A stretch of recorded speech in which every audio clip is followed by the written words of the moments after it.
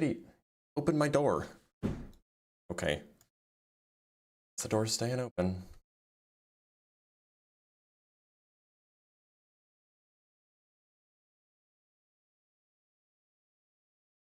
Here goes nothing. Howdy, howdy.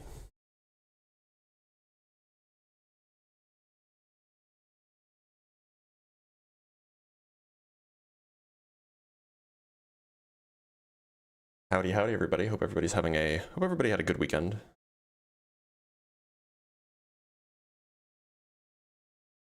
I had a pretty good weekend.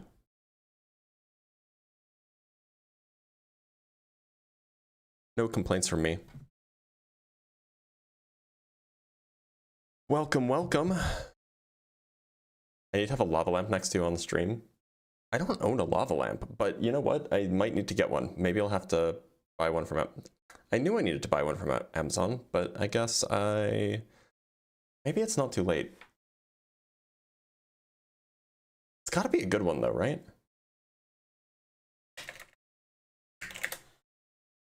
Like a real good one. Oh, it can't be. Oh, yeah, that's a good point because I use a green screen. That's a good point. Yeah, but I use a green screen, so like I can't use like a proper lava lamp, right?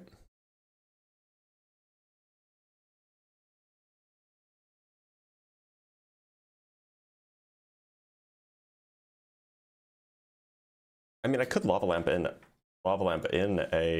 green screen in a lava lamp. Let's see what I can do. Gotta be low poly though, so that, because the issue is that if it's like too high poly, then like yeah, there we go. This is a good one. If it's too high poly and all that stuff, then I run into issues with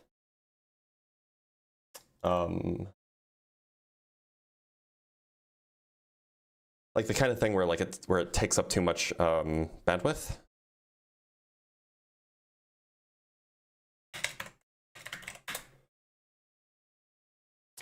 We have a guest, but I want to grab something first before we do that.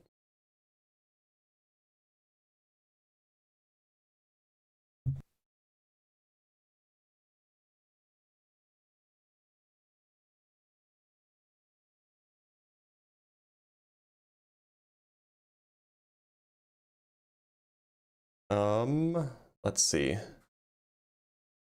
Chroma key?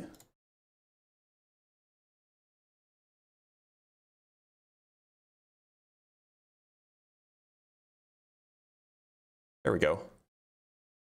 Little invisible lava lamp. Just for YouTube. All right, let's bring on our first guests.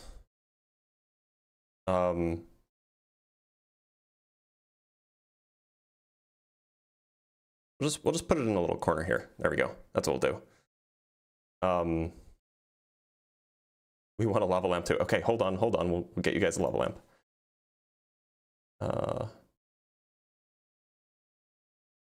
Lava lamp. We'll put it down here. How's that? A little lava lamp. Little floating lava lamp. There we go. Okay, let's bring up our first guest. All right, I got my notepad out. Talk to Dreamy OD. Dreamy, how's it going? Dreamy, hello? Can you hear me? Hey, how's it going? Okay, you froze up there. Yeah, you got any proof, man? That the Earth is a globe? A ball, buddy. A ball. Do you know what a globe means? Because yeah, I have like lots of proof. Mm-hmm. So, all right, give me one piece. Yeah, what kind of, like, would you trust video or pictures, or would you trust calculations? What kind of thing would you trust if you saw it? Know.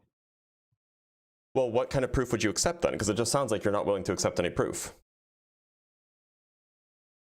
Listen, man, all I'm asking, if you can definitively, if that's the right word, prove to me that the Earth 100% is round, bro. I will shave my head on your live, bro. I will shave my afro on your live, bro. I swear, bro. Here, let me show you something.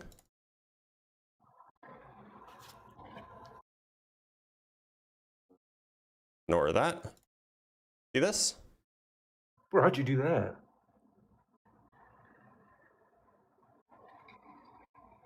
What am I looking at here, man? This is a video of Earth spinning as the Galileo probe recedes, going on its space mission.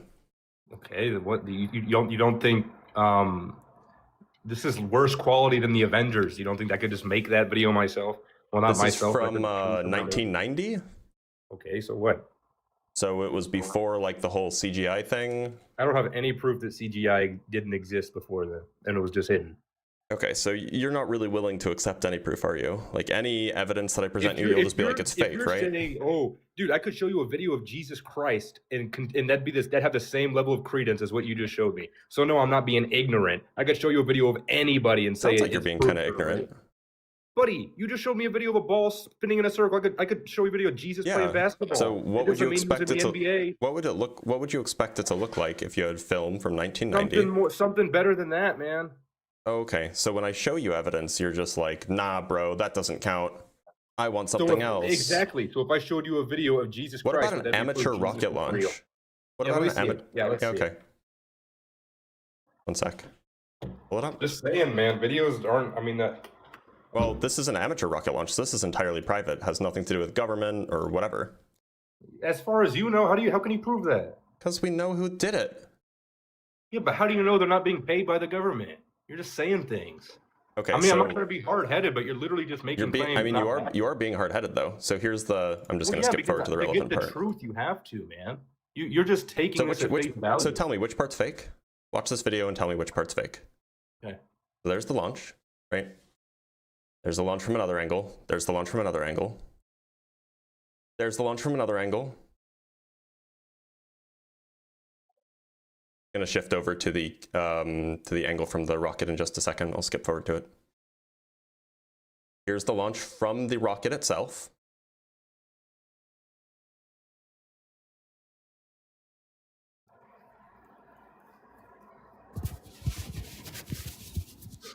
It goes like this for a while. I'm going to speed it up so then we don't have to wait for too long. What?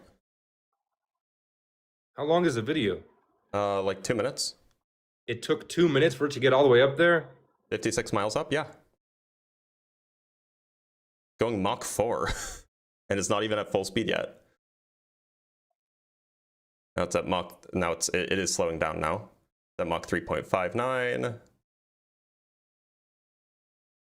The relevant part is in a moment. I'll just skip ahead to here. Right. Tell me now. Does this look curved to you? It doesn't look like a ball, man. Does it look curved to you? You don't think a flat Earth could have a slight curvature? I'm Buddy, sorry. that is not a ball, man. I'm not buying that. I'm sorry. That's not good. What am I looking at? Is it fake now? Is that... Buddy. I'm sorry, is that buddy, curved? I'm not saying it's fake or real, but this is honestly kind of... That's not a ball at all, man. What is it? I mean, look at the chat. Is it curved? This is not a... Yeah, but you're trying to prove the Earth is round, not slightly curved somewhere. Okay, so so do you agree then that the Earth is curved? No. Oh, okay. So then what is this? What are we looking at? I don't, buddy. Like I said, man. Like I'm not even trying to. It's definitely curved. I get it, man. But in science, you have to you have to dig in. You're not digging in. You're taking this random video that somebody made as proof. This is not some random video. This is like a really well documented case from like Mesos. All right, fact check this. Fact check any of what they did. Make what sure part needs fact checking. What part needs fact checking? I mean, you can watch like I skipped forward a little bit because it's kind of boring. But you can watch the entire launch. From ground all the way up to 300,000 feet up in the air. Doesn't prove anything. Well, so which part is edited? Where's the editing? I'm just saying. I mean, like it could be CGI, man. Like you're just taking this at face value. I could go on Sora AI and make a video of me doing 13 backflips and then force you to believe it. Is this AI? I don't know, but you don't either. Proof is on you to demonstrate it. No, I mean, like, look, this is evidence. No, you're trying to prove to me the Earth is round, man. This is evidence. I know you don't like it, but this is evidence. evidence that you have a video of a slightly curved thing that resembles Earth. Yeah, this is evidence of the curvature of the Earth. Yeah, you're not a scientist, man. I mean, I am. That's I'd pack it up if this is the evidence. What my day job is, but like this is evidence. Do you want more? I can present you with more. Yes, something better, man. I mean, something better. Okay, so you won't accept any sort of visual information. It sounds like, right? Because, I mean, buddy. I mean, yeah. No, it's fine. Like, you can admit it. You can admit that you won't accept any sort of visual information. Yes, I just said that. What is it called? What's it called? Hold on. It's something receptors. What's it called? I don't know. It's like my information something receptors could be faulty, man, and I could be looking at something that's not real, man. Oh, is that your standard evidence? Is that like your standard here? That like? No, show me some better evidence. Well, no. I mean, you could just be a brain in a vat, right? Hold on. Let me get my glasses. Wait, you didn't have your glasses on and you couldn't see anything? No, I can see. I was just really close to the phone. That's probably why I was so loud. I'm further back now. I can see now. So are you familiar with what a reciprocal zenith angle is? Ooh, let me think. That's a big word. Hell no, man. What is that? It's 3 words. So it's a surveying technique for figuring out essentially one way that you can use it is to figure out how far away you are from something. But it can also be used to show that the Earth is curved. And the reason this works... I already said I don't care if it's curved. I need it to prove it's a ball. I don't care if it's curved. It shows that the gravitational force... It shows that the gravitational force curves with position. So it's not always straight down. It curves. Yeah. And so if that happens everywhere, then it's a ball, right? Show me the math, if that's the right word. Yeah, okay.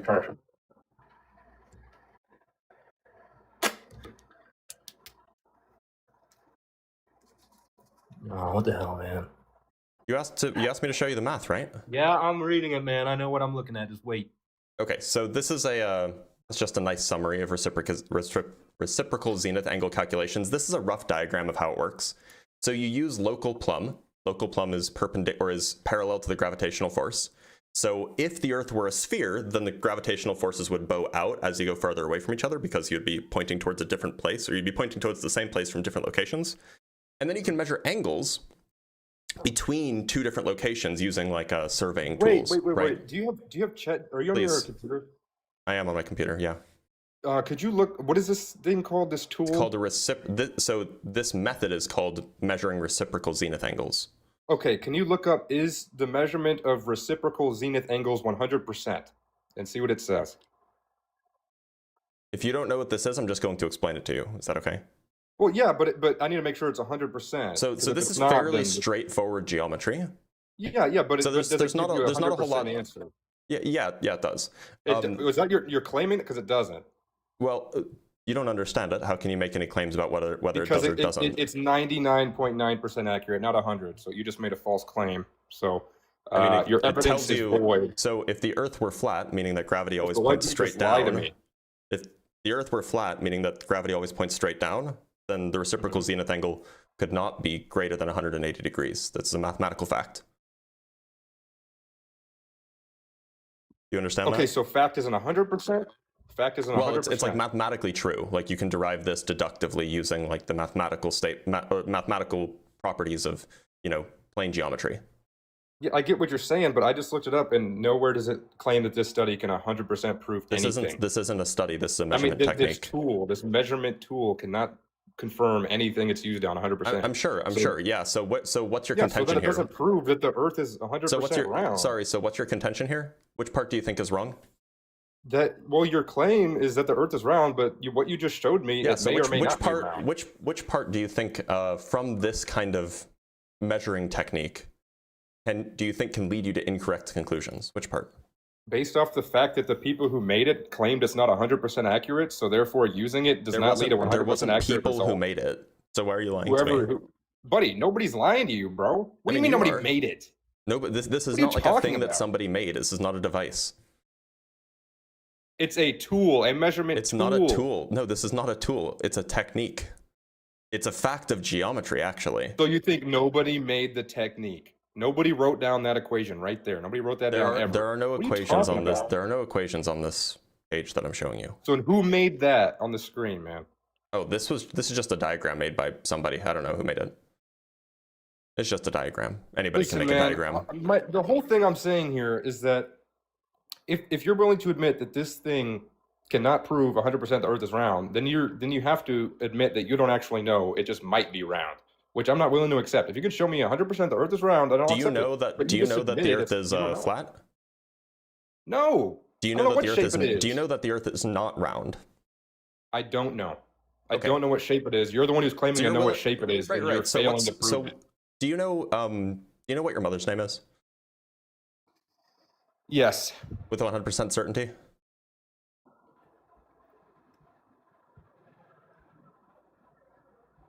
That's man-made, man. Why can't you answer the question? That's made within my brain. So I would answer the question. I know 100% that's what her name is to me, but I don't know if that's actually your name. That's the answer. But to me, that's what I call it. So do you know what your mother's birth name is? I've been told, but I have no way of definitively proving that without checking, every piece of evidence that's available, birth record. Do you want to do me a favor right now and call up your mom and tell her, yeah, I don't know what your name is. Do you want to do that for me? What's the benefit? Who cares? It's just a name, man. Oh, because I actually don't think that you believe you don't know your mother's name with certainty. Well, if you ask, so I don't, because if you sat here and asked me enough questions, I would eventually say I don't know. So I don't know. I think you've been reduced. I think you've been reduced. To what? Absurd. Literally, if you asked me enough questions to prove her name, I would not be able to answer them. So therefore, I don't know. And yet you believe your mother's name is whatever it is, correct? Ignorant. Yes. You asked. You said believe. There's a difference between belief and knowing for a fact. You're claiming to know for a fact. Okay, so to be clear, there's a difference between belief and a fact. Why do you believe that your mother's name is what it is, or is what you think it is? Because it's more convenient to subscribe to that idea. It's a matter of convenience for you? Absolutely, as opposed to sitting down and trying to discern if that's the truth. But when you're shoving a claim of for a fact the shape of the Earth down my throat, you're making a statement that you know a fact. So just to be clear, it's a matter of convenience. It's not. You don't have any reason to think that that's actually her name. Based on what I've been told by other people, but I can't prove or disprove what they're telling me is true. What might you call being told by other people? Information? Information. Well, it depends on the context. What do you mean? You could call it evidence. That's not evidence. Come on. Sure is. No, it's not. I can't prove that what they're saying is true or prove what they're saying. I can't even prove that I'm hearing them right. So you understand that evidence is not about certainty, right? Buddy, but you're claiming 100% certain that you know what you're talking about and the Earth is round. You understand that evidence is not about certainty, right? Buddy, cool. That doesn't prove it's actually round. So do you agree that you have evidence that your mother's name is whatever it is? No, I wouldn't call it evidence. No, you wouldn't call it evidence? No, so you because have completely unjustified beliefs about your mother's name? Because I said a word and then you just changed the word I said with another word. You literally just changed. You said, what do you think this is? I said a word and then you shoved a different word in my mouth. You said information. Yeah, I said information. And so I said, is that evidence? No, it's information, not evidence. Okay, so you would say that you have that your belief that your mother's name is what you think it is completely unjustified? I told you, inside of my brain, it's what I think it is because I subscribe to the idea. Yeah, no, but I'm talking about what her birth name is. Your belief about her birth name being what it is completely unjustified, is what you're telling me. Absolutely, yes. Oh, okay, so completely unjustified. But I'm subscribing to it. Why would you believe something that's completely unjustified? To subscribe to that idea. I literally told you just believe things because they're convenient for you? Absolutely, dude. What are you talking about? That just sounds. It sounds like it's a bad way of coming to know what's true about the world around us. Everything in science is possible. I don't go through life going like, well, there is a chance that a nearby galaxy could just explode. So you just believe whatever's convenient for you. I subscribe to the idea. Yes, I subscribe to the idea that that's not going to happen because it's more convenient. Everybody does that. Okay, so you don't actually care about what's true. Makes no sense. So you don't care about what's true at all. I care about what's true, but I don't claim to know whatever's convenient. Hey, buddy, listen. I don't prove to know things that I don't actually know. You're the one who's proving to know things that you don't know. I'm claiming that I have extraordinarily strong evidence for this. I don't care. You still don't actually know. You're the only one who's being ignorant and claiming to know something you don't know. I'm the one who's saying I don't know. If your definition of knowledge is 100% certainty, then sure, but that's not how I define knowledge. Yeah, so admit it. You don't know if the Earth is round. I'm what you might call a fabulist or a contextualist, which makes me absolutely. It's absolutely the case that I know that the Earth is round. It's just you and I mean different things by no. Prove it. You and I mean different things by no. The chat, listen, ask the chat. The chat thinks you're saying 100% the Earth is round, but you do not believe that. You don't.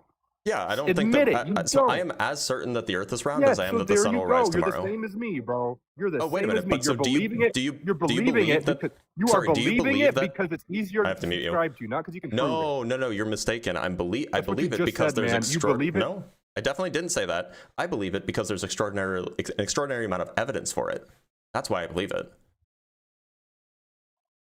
Great, but you said I believe it as much as the sun will come up tomorrow. I actually come to my beliefs via justification, via evidence, right? It seems like you come to your belief. It seems like you come to your beliefs just via convenience, but I actually care about ruling out bad beliefs and continuing to hold good beliefs. So I use evidence and justification to come to my conclusions. Yeah, okay. I'll slow down. So I think I get what you're saying here. So let me clarify.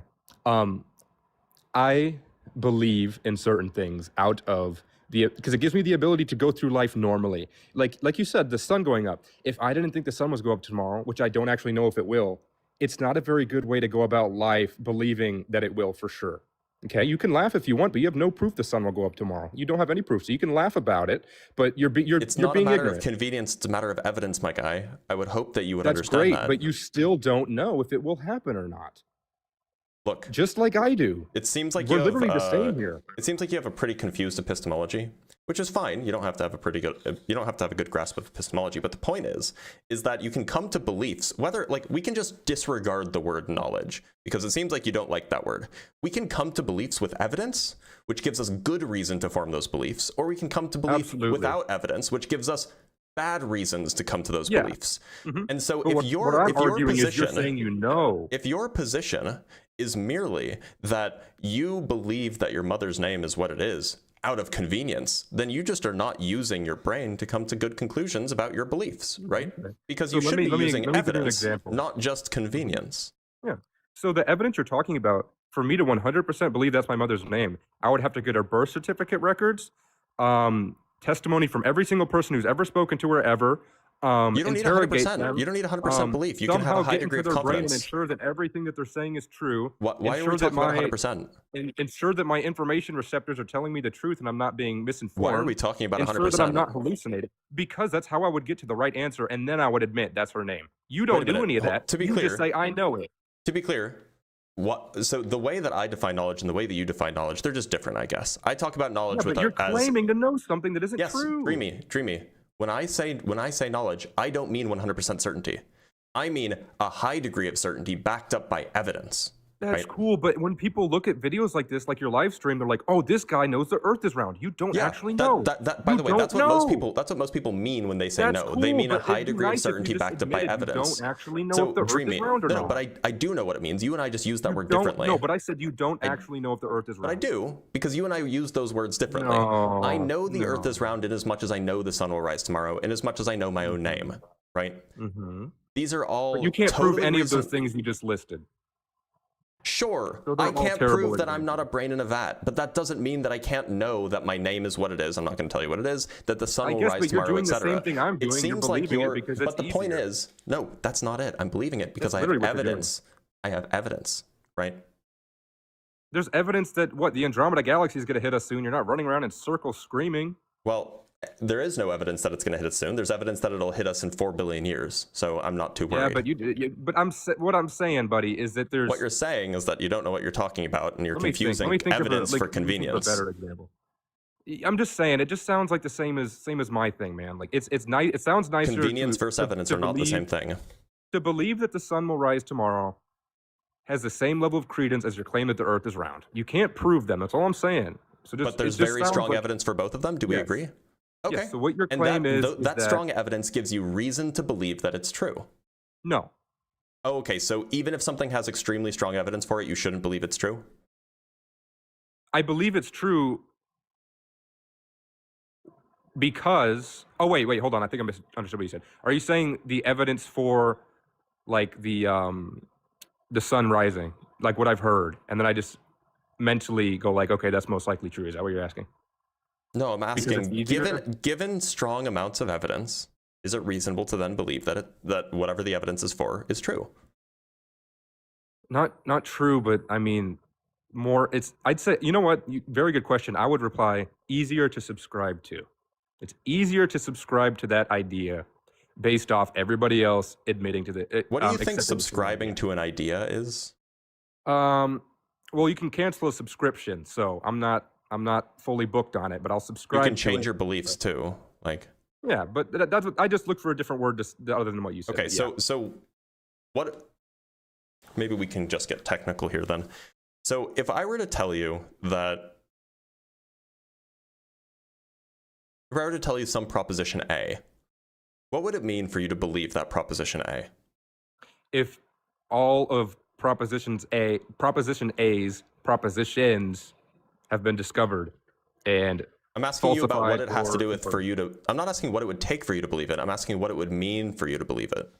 Oh, okay, yeah, but that's the answer. If I could, it would mean me being able to go through every possibility to prove that proposition A is true. Okay, so what does it mean when you say that you subscribe to proposition A?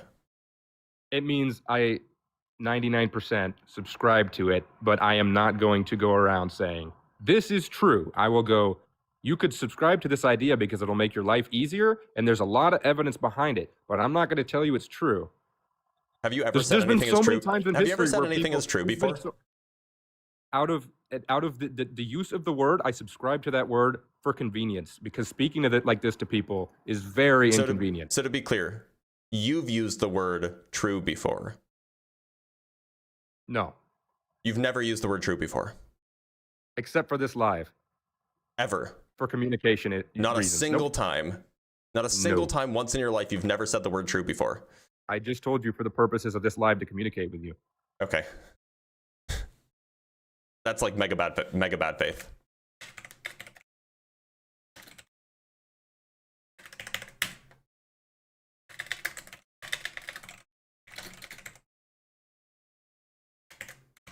Like, really? I've never said the word true before. I've never used that word before. It's never been a part of my vocabulary. Like, really? Is that what we're doing? Like, bro would rather lie than just, like, you know, own up to the fact that he had a bad point, right? All right, let's talk to Dylan.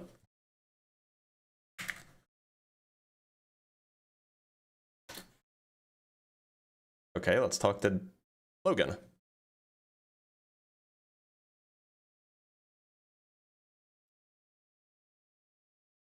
Logan, how's it going? Logan, can you hear me? Yeah, can you hear me? Yeah, I can. Logan, how old are you? 47. And what's your birth year? 1. 1 is not a birth year. Oh, we have some super chats to read. It is funny though. 1. I was born in 1. So from just some guy with the $2, for my mental health, he has to be trolling. He was not. He just doesn't like, he likes being contrarian, and when presented with evidence, he's just like, yeah, but you can't prove that with 100% certainty. Like, okay. From Zaid Sabri with the $2, thanks for the donation, bud. I appreciate that. And from Brian Peck with the $5, oh, I need to move this if the lava lamp is going to be there. I can know nothing, including knowing I know nothing, because I refuse to be honest. Therefore, Earth more likely flat because I reject evidence. Dreamy. Yep, that was the conversation I just had.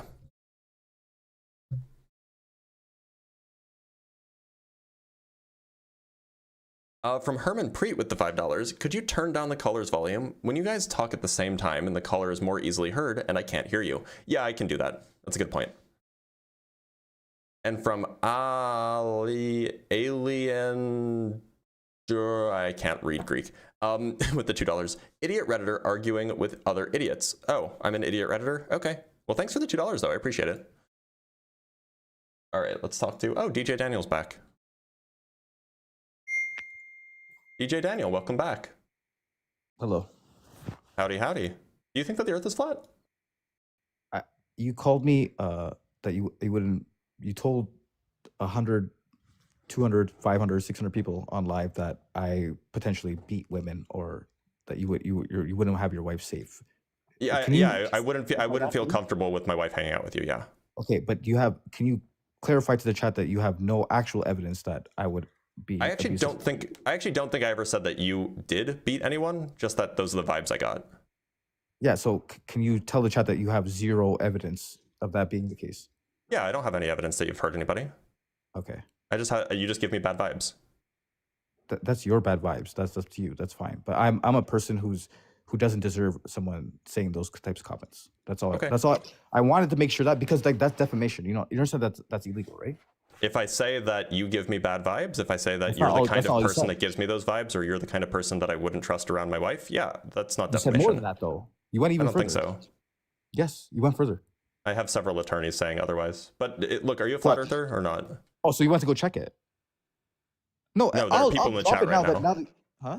There are people in the chat right now that are saying otherwise. No, but so like, you had several attorneys look at it. You said no. Several attorneys in the chat saying, yeah, no, this isn't defamation. Like, no, what Blitz is telling you that he said is not defamation, but he went further than that. Okay, look, are you a flat earther, or otherwise, like, if you want to file a lawsuit, like, I guess by all means. I'm not going to, because you're saying to the chat you have no evidence that I've ever done that before, and if it's your opinion that you wanted to like hide in a corner and say that, hey, I wouldn't feel comfortable. That's your opinion. That's different. Yeah, that's what I said yesterday. You went a little bit further than that yesterday. So it seems like we can go look at the playback if you want. Yeah, you said it seems like actually he's done this. y'all should just go watch the playback. You didn't just stick to that. You said it seems like he does this. So Daniel, do you actually want to have a conversation? Yeah. Okay, let's go to the Do you think that the Earth is flat?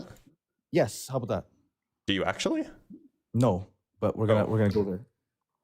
I don't want to debate against a devil's advocate. Why would I?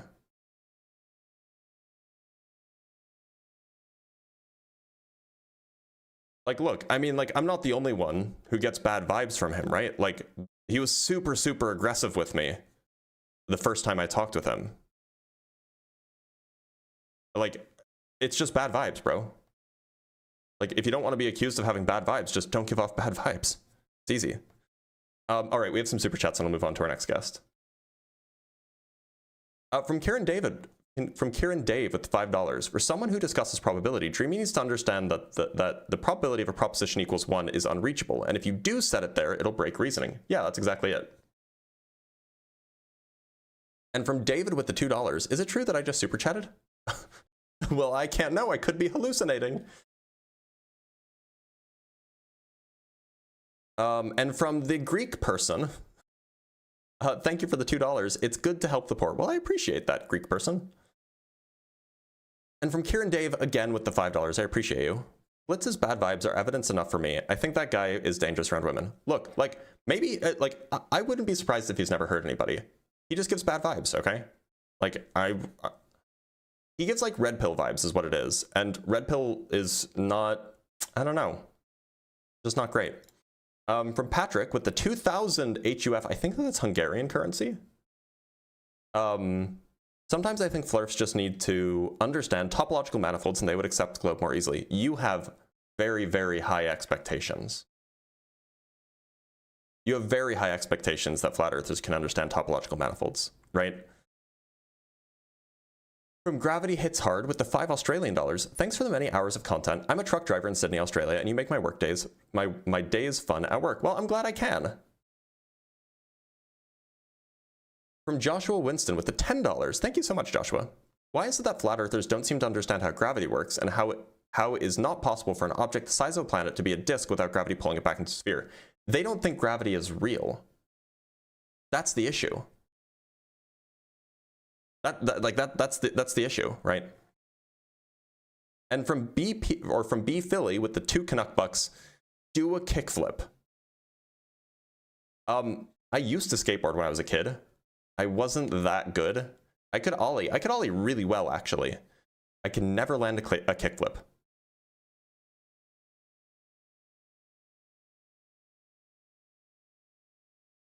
From Supalovo with the $5, I'm not saying that DJ Daniel has ever beat a woman. I'm just saying that if someone told me that DJ Daniel beat a woman, I'd believe them. That's what a vibe is, right? Like, look, there's no evidence. Like, I don't know who DJ Daniel is. He might be the sweetest guy in real life. It's just like the way that he comes across online.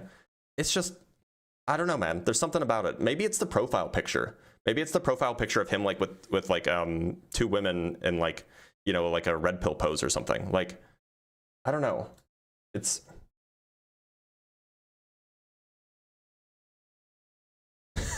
Shay just sent $50 for the legal fund that I won't need. And with Spine on the Pine with the $10. All right, we probably should get off the DJ hate wagon right now. He is just a guy. He's not asking for attention. I'll read it, but this is the last one I'm reading, okay? DJ gives off big, my favorite boxer is Andrew Tate, but only when he's hitting women vibes on every show. Just waiting to boil over with false resentment fueled by too much Rogan and Red Pill TikTok. It's like a Rogan thing. It's like a Red Pill thing. That's what it boils down to. That's how it seems. And if you don't want to come across that way, like there's a way to hold yourself and to carry yourself in conversations and like in your profile pictures and stuff like that, that would prevent that, right? At this point, this is just advice. From Peanut Butter with the $5, the times flat earthers proved Earth wasn't flat with their experiments is crazy too. Yeah, that is crazy. All right, let's talk to Get 4 Less Club.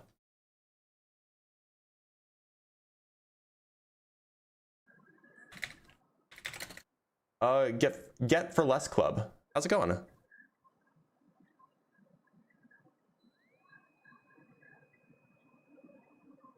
All right, Get for Less Club is not here.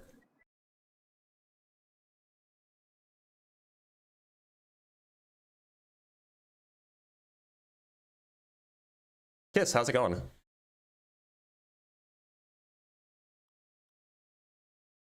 Kiss, can you hear me?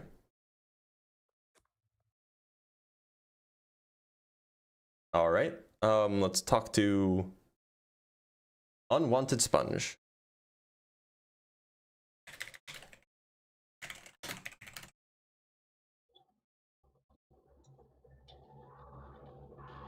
Unwanted Sponge, how's it going? Hey, how you doing? I'm doing all right. Unwanted, what shape do you think the Earth is? I'll just take the proposition that I do believe that it is flat in some ways, but I will say you were talking about justification when it comes to stuff. Do you have a justification when it comes to logic itself? Like, sorry, do you actually think that the Earth is flat? Yeah. Okay, why? Why do you think that the Earth is flat? I guess I would say, I mean, I kind of be making logical fallacies when I say this, but only just to ask you that what in your mind justifies logic? Like, what? So to be clear, you don't think the Earth is flat. You just wanted to come up and do tag? Not tag, but just like, I'm just asking questions. Let's talk to Joseph.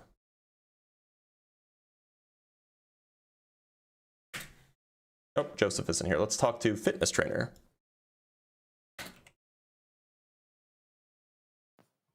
Fitness Trainer, how's it going? Hello, how's it going, sir? I'm doing all right. Fitness Trainer, what shape do you think the Earth is? Well, I think it is not so flat that the people think, but it's also not like a ball. So why do you think that? I do believe that there is. Sorry? Why do you think that? Because when you fly, right? So you're just flying. Always 30,000 feet. 30 to 40, yeah. Yeah, normally. And you fly 9 to 8 hours from one continent to another continent. So, and there's no logical, I don't know how to explain it, reason to say that the Earth is like a ball or like an onion. So, wait, did you just say like an onion? Yes, that is a little bit, yeah, relevant. What? Why did you say like an onion?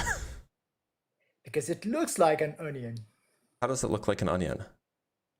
When you put an onion on the table now, and you see the Earth, so it's almost like mine. Would you say that that the Earth is like ogres? Not really. So you would say that you don't think the Earth is like ogres because you don't think that the Earth is like onions? I'm not 100% sure, but I'm not so convinced that the Earth is like how the map is draped, or like here, let's say in the compass, or like a ball. I can't tell if you're trolling or not. Yeah, I know it's a little bit like an illusion, the entire. All right. I think topic, but... I think we're good here, right? We're good here, right? Let's talk to PhD Angelo.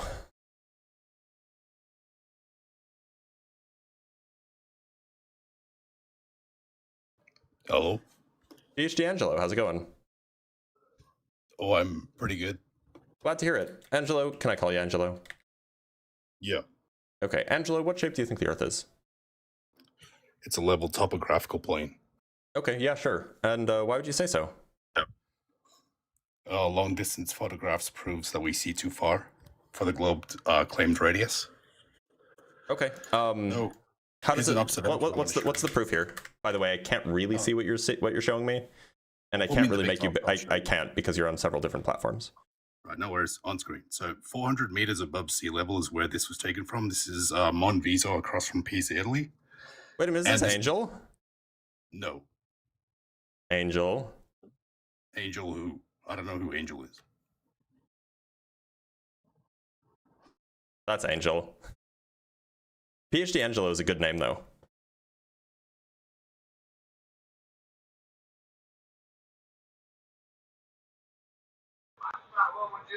Mr. Yo, how's it going? Hey, everything good, man. You know, how to make it happen. I wanted to give you some proof. My English is not like perfect. Mr. Yo, just really quick, your audio is really kind of crappy. Is there a way to, like, you know, speak closer to the mic or get out of a louder area or something like this? All right, you hear me right now? Yeah, that's a lot better. All right. I wanted to say that the Earth is flat. Mm-hmm. The reason why I believe that the Earth is flat is because the NASA and the globists cannot explain the three bodies problem. What does that have to do with the shape of the Earth?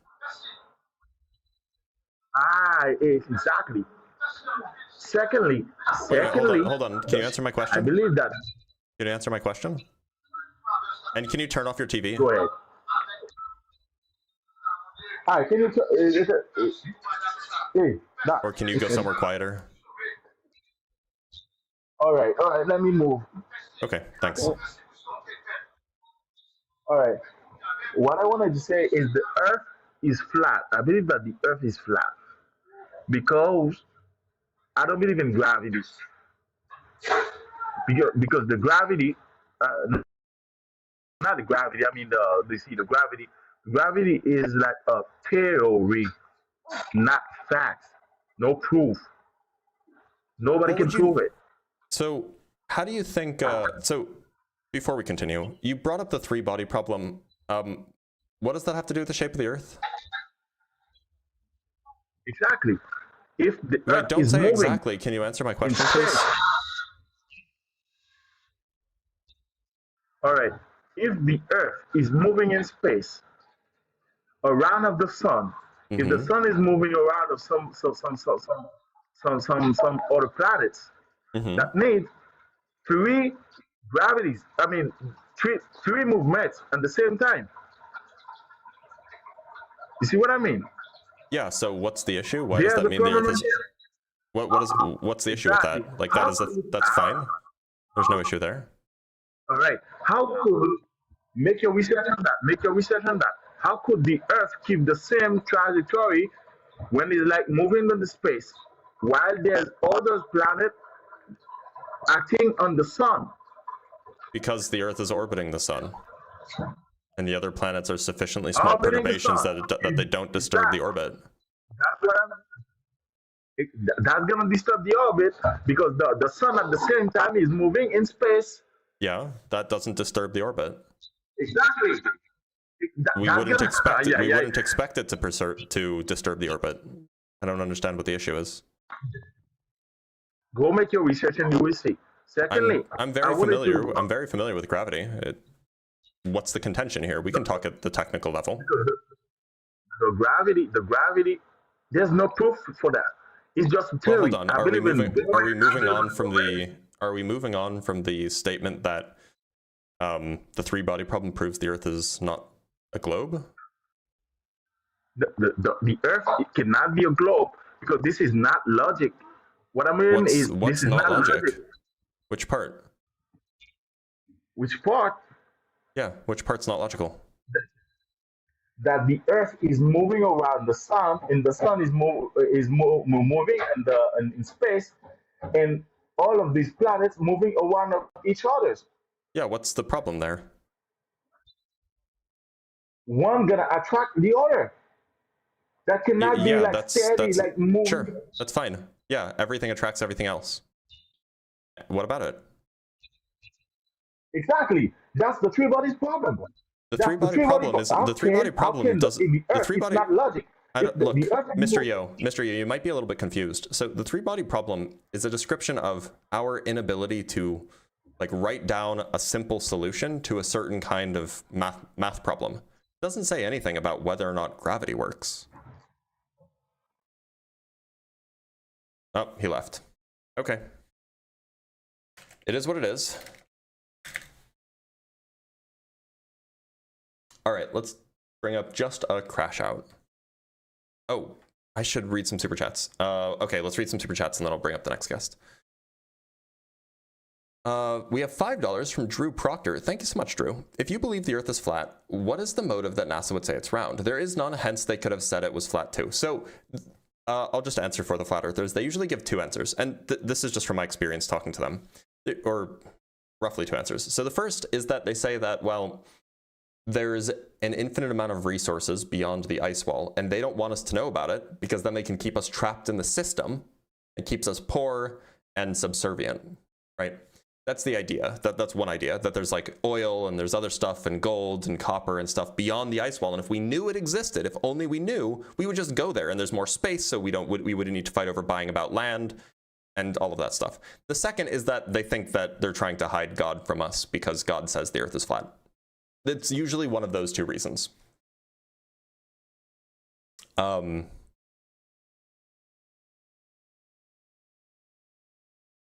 Master Miner with the $2, we're all brains and vats that are lava lamps. There you go.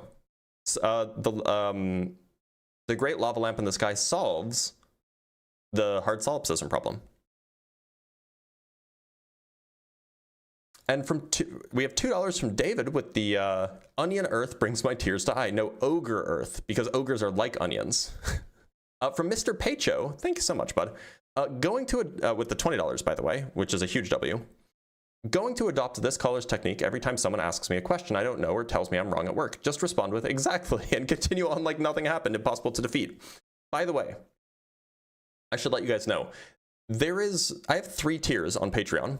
One's $5 a month, one's $10 a month. The third is $750 a month.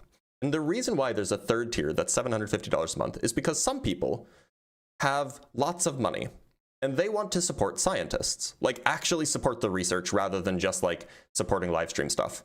And if that's something that speaks to you, if you want to support a scientist so you can get acknowledged in the acknowledgement section of a paper, if you can get, quarterly updates of the research that I'm doing, so you can get access to all of my preprints and so on, that's available to you if you're like exceedingly wealthy and have throwaway money.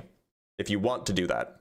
If you don't want to do that, by all means, but that's an option that's available. I know that the person who is currently doing it suggested I advertise it more because they didn't find out about it except by watching some old video where I mentioned it once.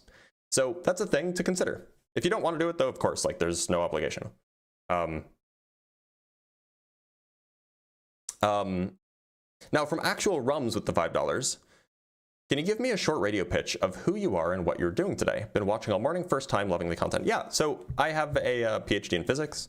I am a science communicator and researcher. I do research in physics, mostly cosmology, black holes, and general relativity. And I also do research in pure mathematics, in particular in differential geometry. So I spend about half my day doing that every day. And the other half of the time I spend doing outreach. So on the one hand, I create science videos on TikTok and on YouTube. On the other hand, I also do public debate like this. So I will, participate in combating misinformation in the form of debating flat earthers or young earth creationists and that kind of thing. So that's what I do. I hope you enjoy and, stick around. All right, let's bring up S197. S197, how's it going? Hello? How's it going, bud? Hear me now? Yeah, I can hear you. How's it going? Oh, awesome. How's it going? I'm doing A-okay. S197, what shape do you think the Earth is? I think it's flat. Okay, S197, I'm sorry I have to ask this. Are you driving? No, I'm in the car right now. I'm parked. It's just really windy outside. Okay. Great. So you think it's flat. Why do you think it's flat? So the main reason that I think it's flat is how come if it's a globe we haven't been able to drill through to the other side? So I can't tell if you're serious or not. No, I'm being genuine. Hold on, we gotta check something. How big do you think the Earth is? Well, I don't know. If I had to guess, I think it goes infinite. Or sorry, how big do you think I think the Earth is?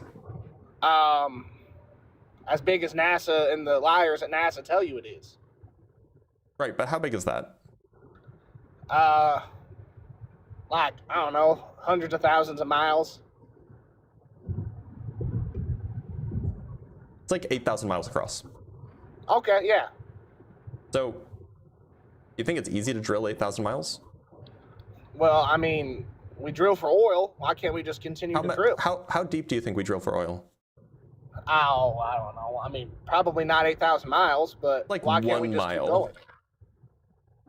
1 mile? Well, maybe 2. Well, I mean, I still think that we would have the ability to drill far enough down, and the reason why I think it's flat is because we can't drill. You'd fall out the other side. So this has got to be a troll, but it's worth explaining anyway. So look, there was not an attempt, but there was an effort by Russian scientists, maybe Soviet scientists, a while ago. Let me actually get the exact date so I don't misattribute people. So there was what year was this? Yeah, okay. So these were Soviet scientists. They made an effort to basically just see how far they can drill down before like the conditions changed so much that they couldn't keep drilling. They were able to drill about 7.6 miles or so. And what happened at that depth is that basically the Earth gets hot and the rock is under so much pressure that the rock basically becomes pudding. And you can't really, like, it just becomes sticky. And you can't really drill through that anymore. It just breaks drill bits. So it's really hot. There's extreme amounts of pressure, and the rock is like, it's like sticky pudding. So they weren't able to drill further. Why would you think that we'd be able to drill all the way down when you can't even drill more than 8 miles? Why can't they just get like heat resistant like scoopers and just scoop that stuff out? Because look, so have you ever tried to scoop out molten sugar? Well, personally, no. Okay, well, it's hard, right? Dealing with really hot, sticky stuff is really hard. But look, I understand that you're trolling, so thanks for being here, S197. No, Thank you for letting me explain the Coal Super Deep borehole. Really? I'm being genuine. And like, why don't we just get like King President Trump and have him like nuke the center of the Earth? I mean, a troll is a troll. All right, let's talk to Just to Crash Out.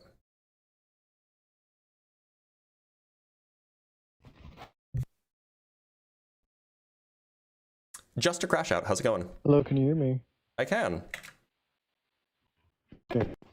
So, I'm gonna be entirely honest now. Please. I was thinking of... Your mic's cutting out, by the way. I can't hear you. Is it better now? Yeah. Okay, yeah, I think it's better now. I'm getting 2 bars of 5G. So this is not a troll on you, but a troll on how I view flat earthers, if that's okay. Okay, but I don't want to do that. So no, not okay. All right, let's read a super chat or two. From Garain with the $5. Did you know you can use a camera pointed at a lava lamp as a random number generator? Cloudflare has an interesting article on this. I did know this, in fact. This is why I used it as the example in the debate on Friday. And from Casual Panda with the $5, I'm just asking questions, then ask it better. Yeah, that's a good point. We often, and this might get me banned on TikTok, we often call this JAQing off, also known as jacking off.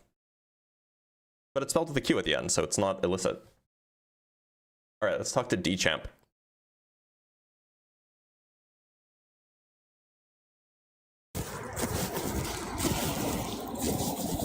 D-Champ. Can you hear me, D-Champ? D-Champ?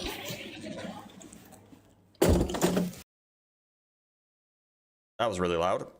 Sorry, y'all. All right, let's talk to Hokey Hokey Saham.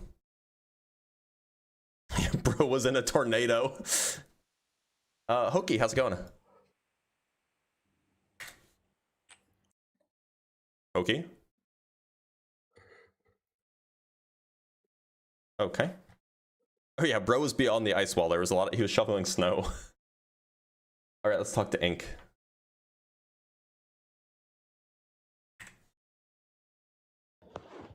Ink, how's it going? Yeah, hello. Ink, how old are you? Not old enough, but just saying goodnight. Okay.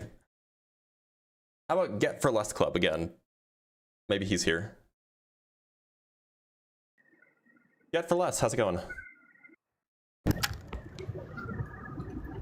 Hello? Get for Less, can you hear me? Yeah, can you hear me? Yeah, I can. Get for Less. What shape do you think the Earth is? I think it's not flat for sure. Oh, you're the guy that came on and was talking about onions, right?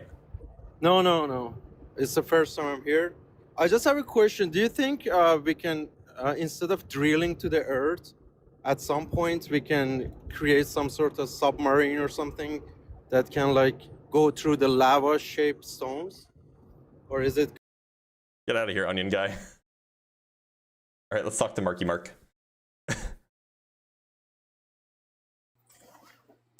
Marky Mark, how's it going? It's going good. Glad to hear it, Marky Mark. Marky Mark, what shape do you think the Earth is? I know what it is, man. Okay, it's all in the Bible. Is? It's all in the Bible. How does the flood stay on the earth for almost 2 years if there's not a containment type thing? There's no way a flood can cover the entire earth and stay for that long if it's not in a container, dude. I actually have a hold on, Marky. I have a question. Sense. That's Marky, all I have a question. Say. How well, let's talk about it, right?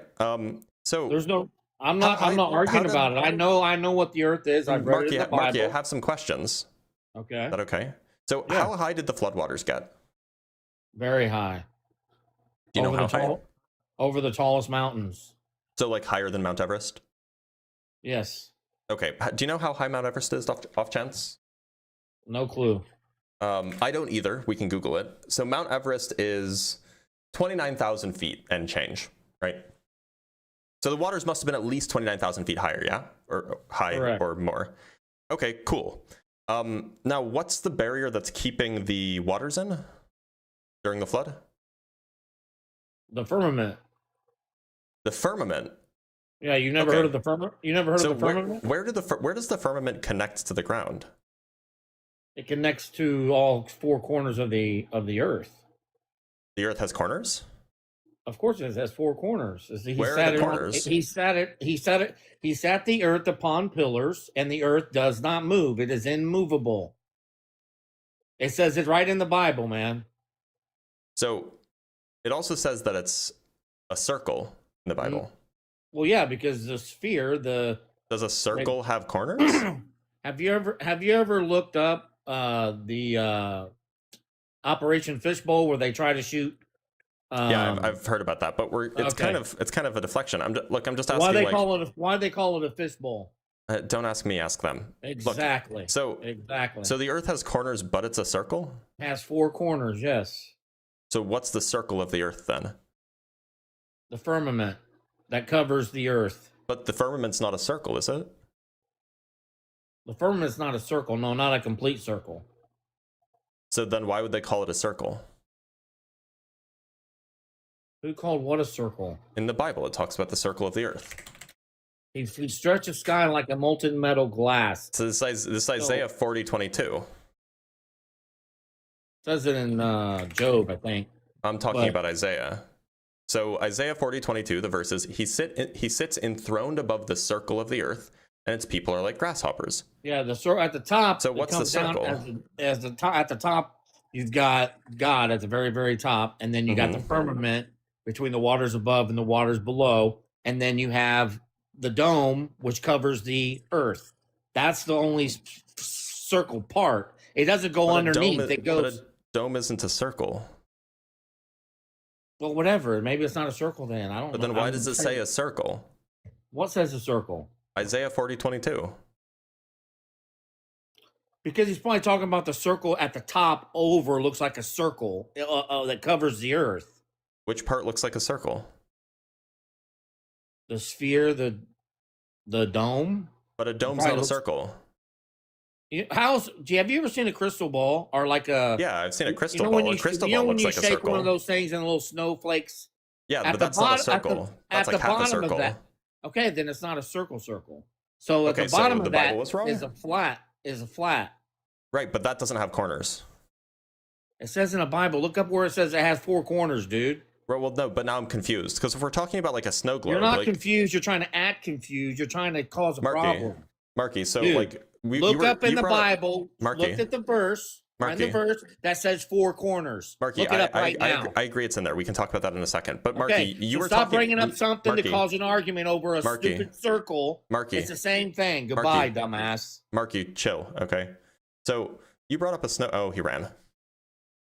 Man, he got really heated when he was asked to confront what the text of the Bible says.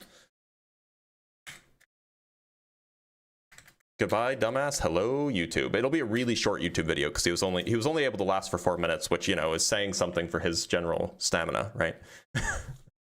All right, let's talk to Zay. And the only place he lasts 4 minutes. Hello. That's probably impolite. Zay, how's it going? Okay, hear me out. Hold on, Zay. I gotta ask. What shape do you think the Earth is? Hear me out. Well, can you just answer the question really quick? I am. Okay, what shape do you think the Earth is? Minecraft is a really good game. Minecraft's Earth is square. All right, thanks.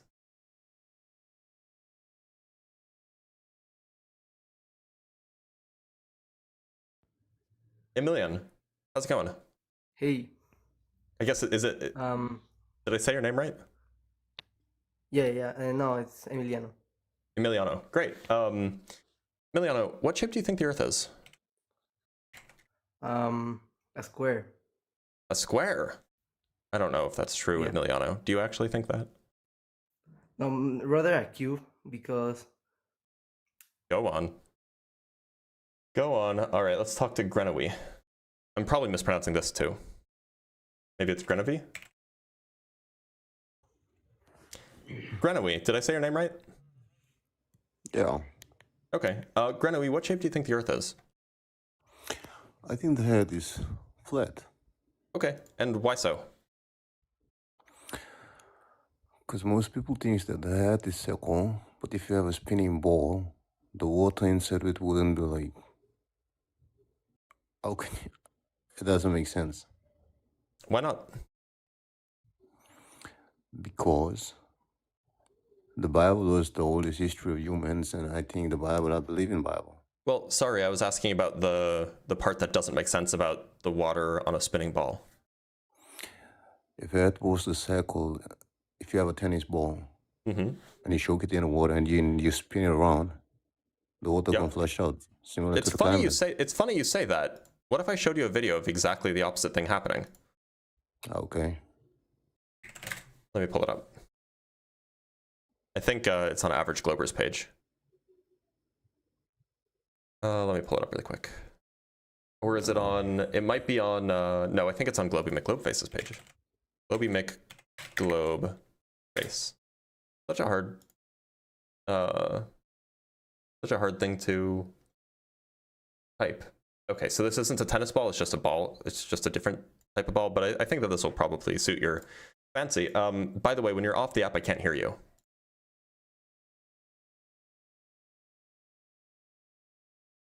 You there?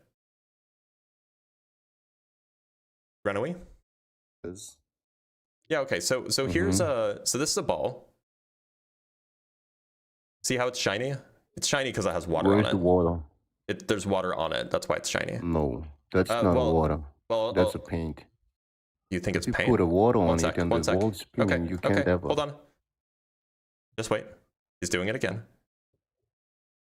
I just want to fast forward. Okay, so see the ball in the water? Mm-hmm. Okay, now watch. He's shaking it around. Okay, so clearly the ball is wet, right? Yeah. Okay, now why is there still water on it? Yeah, the water's still on it. The water is not on it. That's a paint. Why is it shiny? If you ever wait, hold on. He's gonna zoom. He's gonna zoom in. He's gonna take a. Why is he getting water from a paper towel if it was just paint and not water? Why is it wet?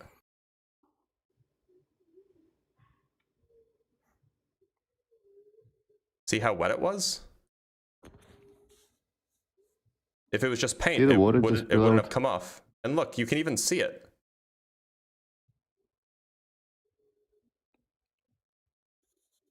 Like, why is it? That is not water. It's choke, man. So then why did it make choke in it?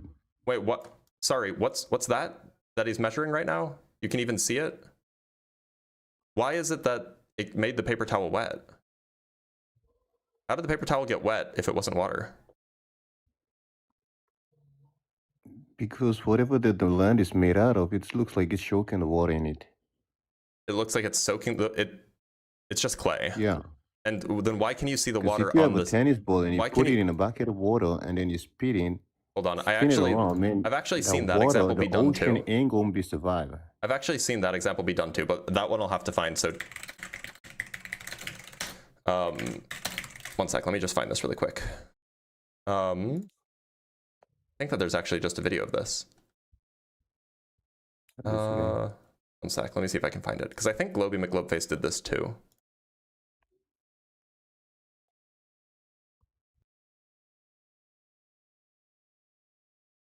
Okay, so it's not there.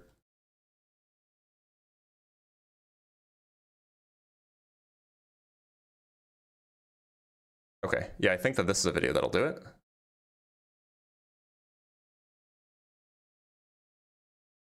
Oh no, he doesn't actually do it. He just talks about it.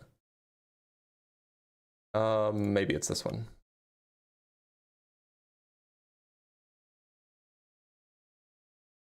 Okay, so I can't find a video of that the water with the tennis ball. I know it exists, but we could keep digging. I just don't want to waste your time. But we did see this happen with a rubber ball, right? And you just seem to think that it must have been fake because there were sponges. Is that the claim? And by the way, if anybody on Discord happens to have the link to the video I'm talking about, feel free to send it to me and I can use that. Otherwise, we'll just move on. Oh, he's teacupped. I think Globy McGlobeface did it, right?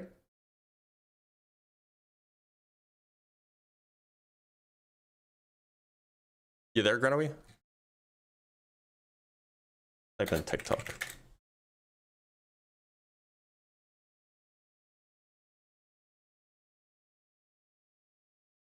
All right, Grenowy's not here.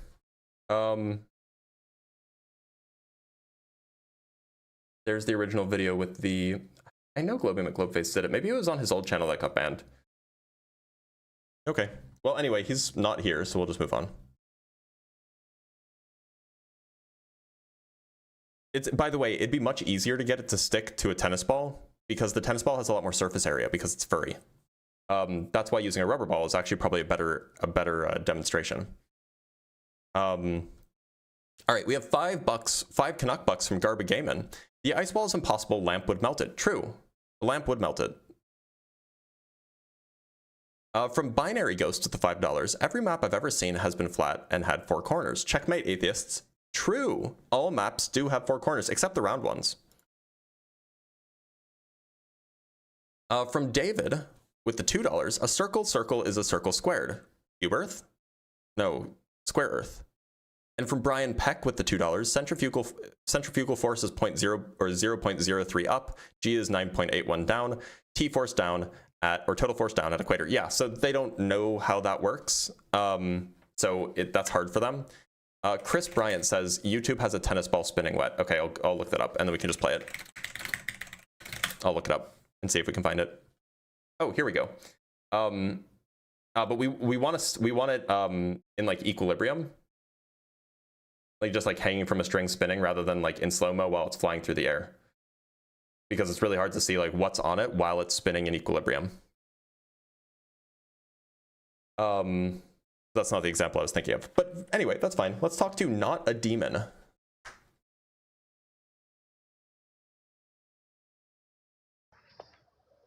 Not a Demon, how's it going?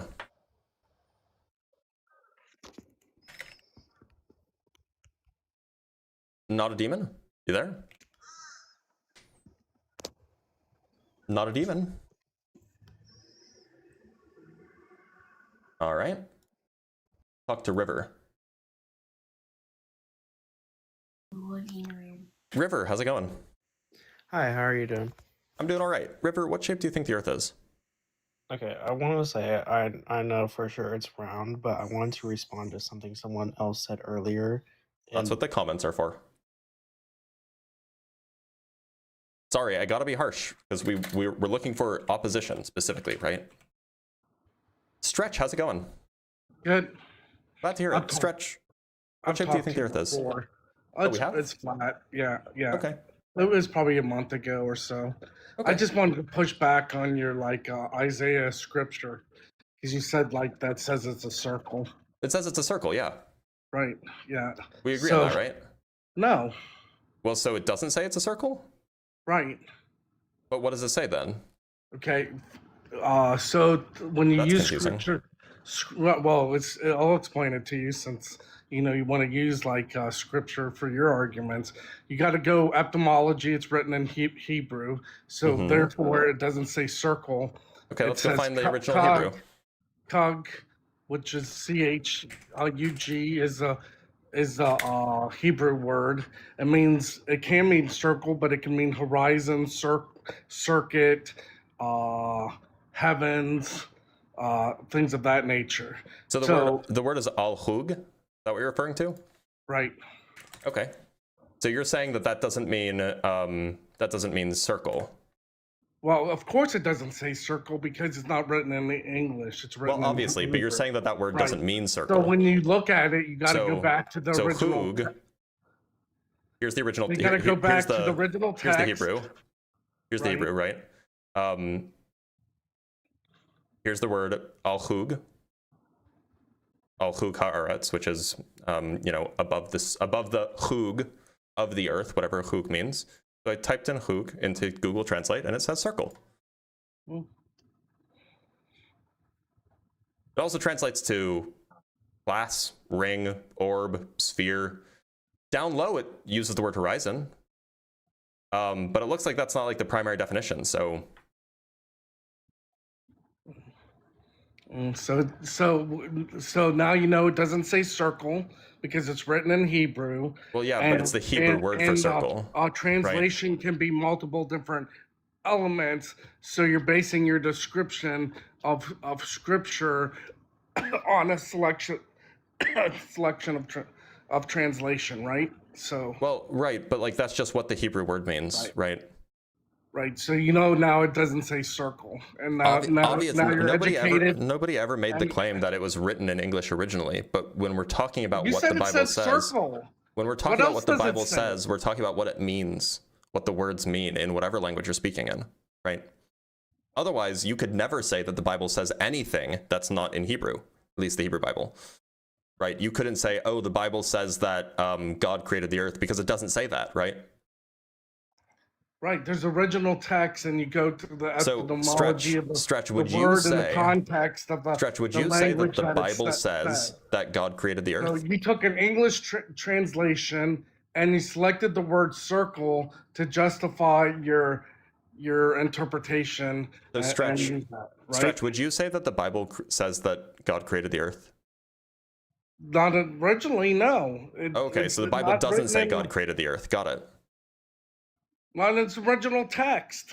Yeah, okay, good. I'm glad we agree that the Bible does not say God created the earth. English has, I mean, even the Greeks have more like vocabulary and description of words that we don't even have in English. So, you know, when you chose the word circle.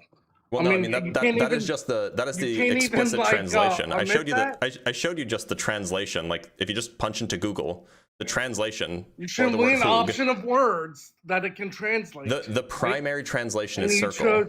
Who chose that? That's how the word is typically used. So Google's the most forefront like subject of the Hebrew language. Do you speak Hebrew fluently? No, otherwise I don't, otherwise I trust Google over you. Yeah. Yeah, you even had like a selection of words. Do you want to go check the Septuagint? We can check that if you want. No, I just want you to just admit that it doesn't say circle. That's written in Hebrew, and the Hebrew word for circle is used. Many other translations. The Hebrew word for circle is the word that's used, right? Doesn't mean circle. What does it mean? It can mean circle. Oh, okay. It can mean horizon. It can mean circuit. It can mean community activity. Okay.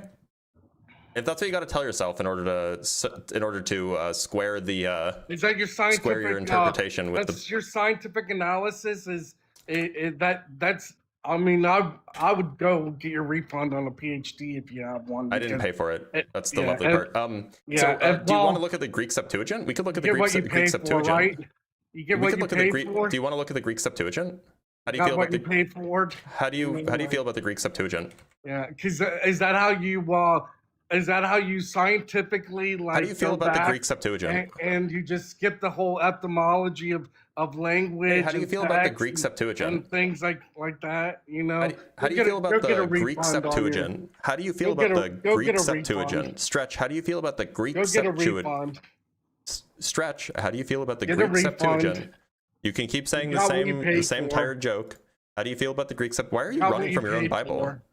Why are you running from your own Bible? Admit that you know that's Why are you running from your own Bible? This is the Greek. This is the Greek Septuagint. You are running from it. Do you like the Greek Septuagint? Do you think that that's like a good translation? Yeah, you do. Okay, so this is the relevant Isaiah verse. I don't read Greek, but this word is gyrion, right? It's that word right there, gyrion. Now, if we punch that into Google, I don't know if you can see this. If we punch that into Google, gyron, which is that word, translates to round. Little bit suspicious, isn't it? Why is it that in the Greek and in the Hebrew, the Hebrew word translates to circle, the Greek word translates to round? I don't know, man. It seems like you're just kind of upset that the Bible says the word circle. And by the way, a circle's not a sphere. I'm not claiming the Bible says the earth is a sphere. I'm saying it's definitely not a square. Even though it says four corners of the earth. So I wouldn't necessarily, on observation, you took the word circle. We know it's written in Hebrew. We know like that was an option to take, but there's numerous options and translations, and you can't like. This is what's called confirmation bias. When you like you observe something, and then you like, oh, Google says circle.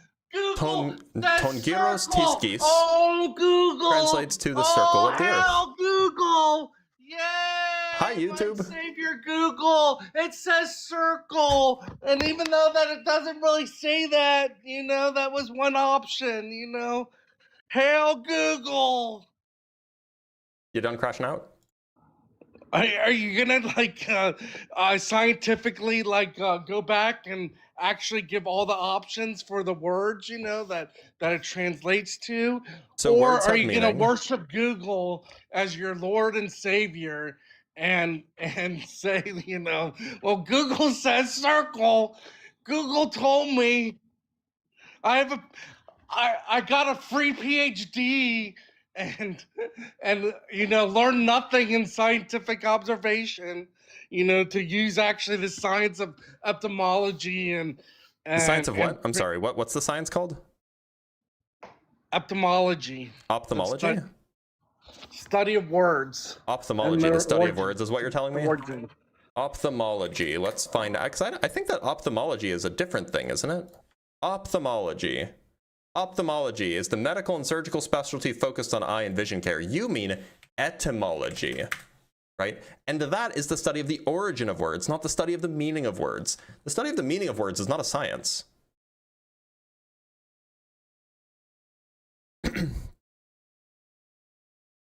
Anyway, we could go look at the NSR or the NRSV, which is a really faithful translation if you want. Says. It matters what Google says to you. Well, do you want to go look at a faithful translation, No, the NRSV? I don't trust your science. I'm not using science. I'm just relying on a faithful translation. Has Google ever been wrong? I'm not relying on Google. Here you go. Has Here's Google another ever translation. Been wrong? This is NRSV. This is the NRSVU. Has Google ever been wrong? Do we like the NRSVU? What translation of the Bible do you like? Has Google ever been wrong? What translation of the Bible do you like? Has science ever been wrong? What translation of the Bible do you like, Stretch? Has science ever been wrong? Stretch, what translation of the Bible do you like? Has Google and science ever been wrong? Sure. Now, which translation of the Bible do you like? Yeah. Can you answer my question? Which translation of the Bible do you like? Now we know it Stretch. doesn't say circle. Stretch, which translation of the Bible do you like? We got it. Stretch, which translation of the Bible do you like? Let's recap. Hey, Stretch. Hey, Stretch. Let's recap.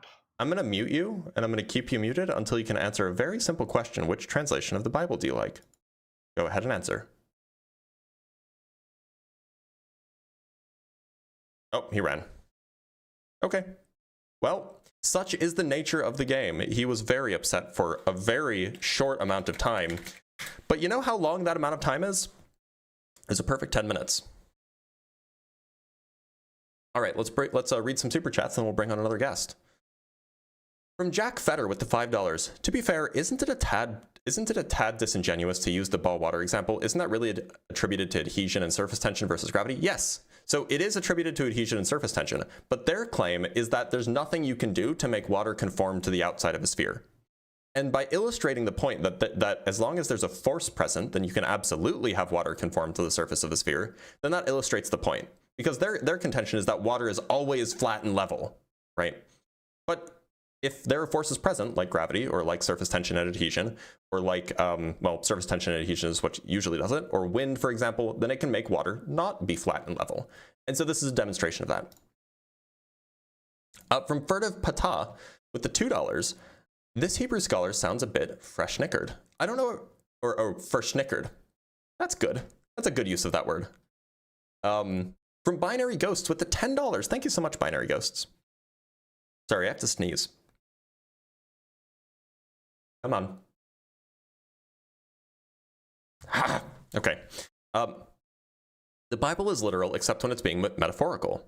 It is dictated in a way for people at the time to understand, except when it's 100% how it is. Now we have, oh, that word is wrong. Yeah. I mean, look, like, he just wasn't particularly interested in engaging. And from Gretchen with the $3.11, need a BAC check on some of these guests. I don't think that that's necessarily true, or rather, I hope that not very many people are day drinking. That's just my hope, though. By the way, just as a quick shill, make sure to join the Discord server if you're 18+. It's type in discord.gg/drblitz or Dr. Blitz into Discord or into your browser, and you'll get a link to the Discord server. Also, if you want access to the emojis, including the new lava lamp emoji, all hail the lava lamp, illuminated by the lava lamp, let there be light, because I love lamp, including the new lava lamp emoji on YouTube anyway. become a member on YouTube. You'll get access to the emojis and you'll get access to the debate notes. And we're working on that on TikTok, by the way, so hold tight. Let's talk to Luca.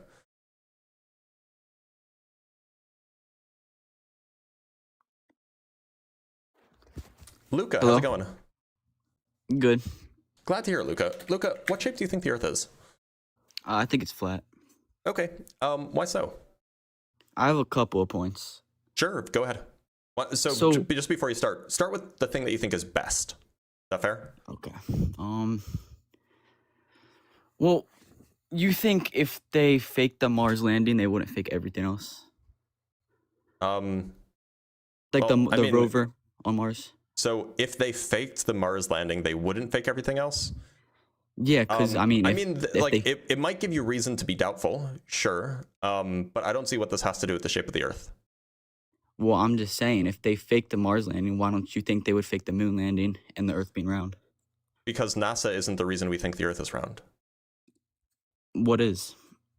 Eratosthenes, 2,250 years ago. Okay.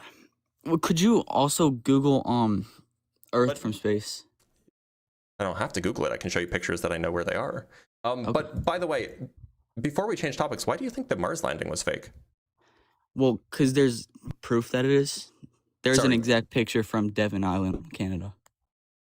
So Devon Island is a place where training happens, but what's the evidence that this... So I know what photo you're talking about. I'll pull it up. Let's pull it up. You're referring to this, right? Let me pull it up. This picture, right? Yeah.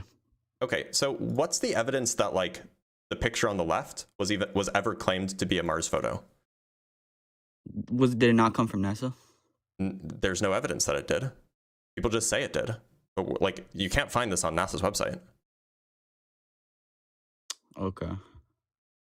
I thought it was. I mean, you'd have to like provide the evidence of that, right? But where's the evidence of that? Like typically what happens is that you'll just have, because Devon Island is a real place where training actually happens. But often what you'll see is that you'll have somebody either take a picture of Mars that actually comes from NASA, and then they'll just color correct it so that the sky is blue and the ground is grayer, and they'll say it comes from Devon Island, even though there's no confirmation that it actually came from Devon Island. Or they'll take a real picture that's confirmed to have come from Devon Island, and then color correct it to look red so that it looks like it came from Mars, but there's no confirmation it actually came from Mars. This is just people faking this stuff. It's not like there's never any confirmation that both of these places are in the places that people say they are. Okay. I have one more point. Yeah, sure. If you look up a 1892 map, it's a map from 1892. It shows the Earth flat on the map. All maps show the Earth flat, right? Because they're on pieces of paper? Yeah, but also a globe map is different than a flat Earth map. So are you talking about Gleason's map from 1892? There's a lot of them. I don't know. You can just look up. Well, the one that came out in 1892 was from Gleason. Okay. Yeah. And let me see if I can find a good picture of it, because they're always low resolution. You mean this, right? Yeah. Okay. So this is Gleason's map. Now we should think there's a phrase here on here that it's too small. So to be clear, this is like a map, but do you know that globes existed before 1892? No. Oh, can I show you something? Sure. Yeah, one sec. I'm gonna have to dig through my photos on my phone, but let me go to Google Photos. Let me go to my albums. This is a photo I took, by the way, so that's how you can verify that it's true. And let me go to Central Europe 2023. And let me scroll to Vienna. Where is it? Okay, that's the museum. When was the opera? I saw the opera, by the way, which is cool. More people should see the opera. Not because it's like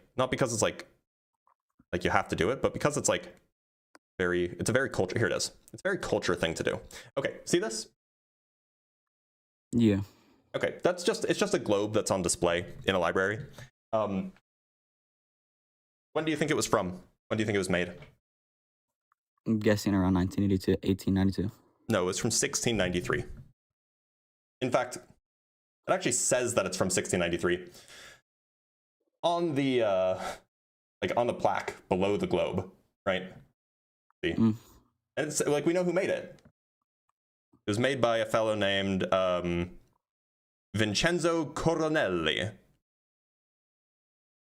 It was made in 1693, which is, just checking, is almost 200 years before 1892.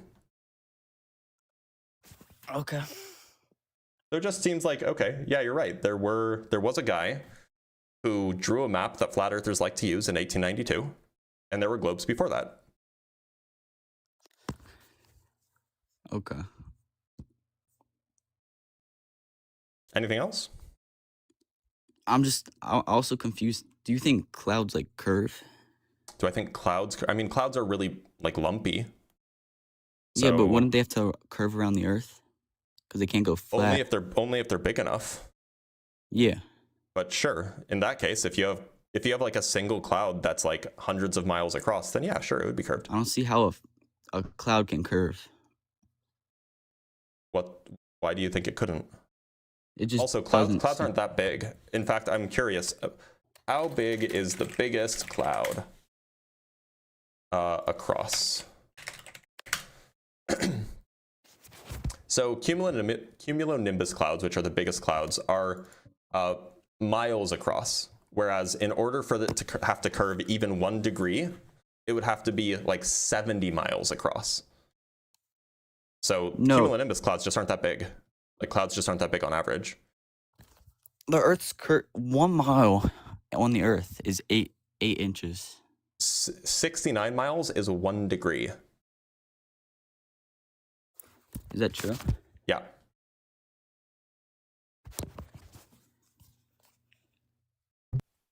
Okay, but also to be clear, clouds aren't flat on the bottom, right? Yeah. So like, what are you gonna hold a level up to a cloud? No, I just don't see how it could curve like that. Why not? Well, how many miles is that cloud? Like how many miles long? So a few. It just says miles, but you know, if it was like hundreds of miles, I imagine it would say that. Okay. All right. Thank you for your time. Okay. Thanks for being here, Luca.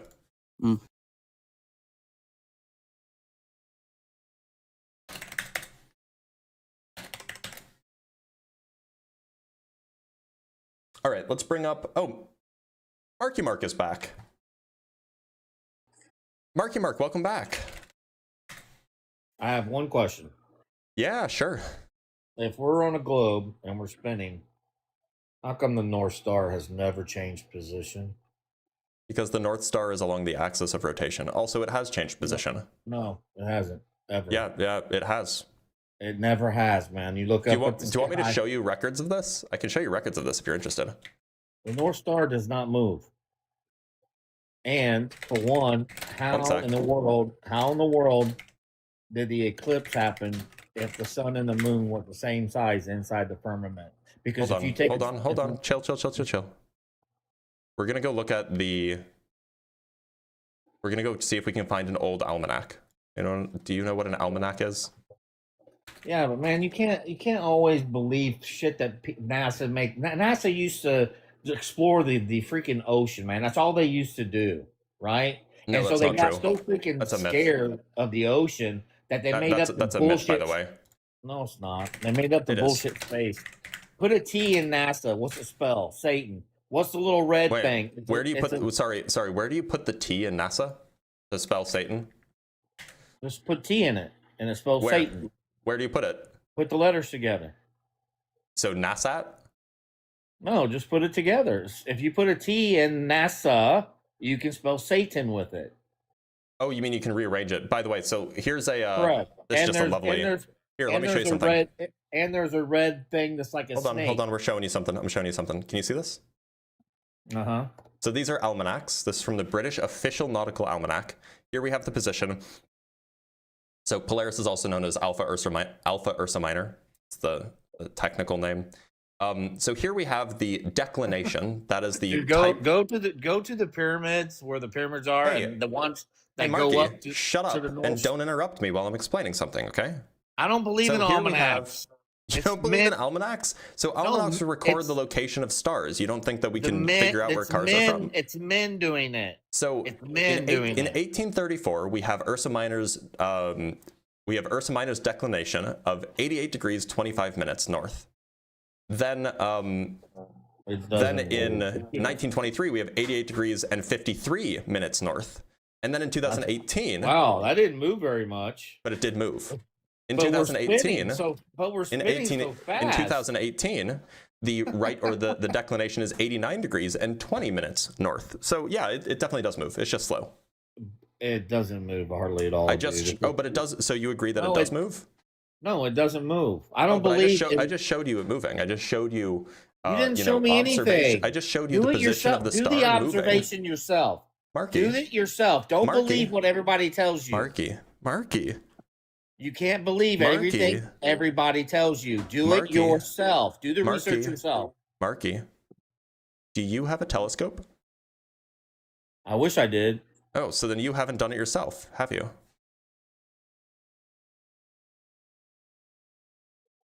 I haven't done it myself. I just know so it doesn't then why do you move. think it hasn't moved if you haven't done it yourself? Because it's in the same spot every freaking year, dude. It doesn't move. Yes, clearly our eyeballs are accurate.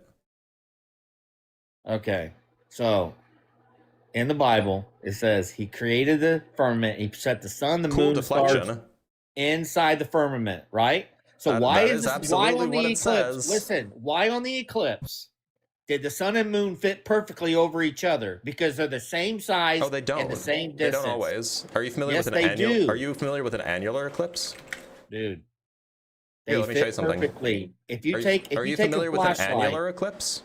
If you take a flashlight and you put it up on an object, are you familiar with an annular eclipse? Here, let me show you an annular eclipse. Same size on the wall. So here's some photos of an annular eclipse.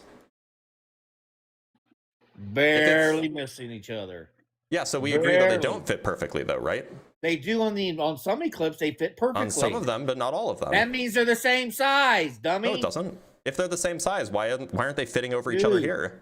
Because it's a little bit down because they go around us in a different motion. Wait, and so what about this middle one? Why is there a ring of the sun that you can see around the moon? Because it's so bright. So is the moon smaller than the sun? Why doesn't the sun light up space, brother? What would it light up? There's nothing in space. Why wouldn't it light up? Why wouldn't the sun light up space? There's nothing in space, brother.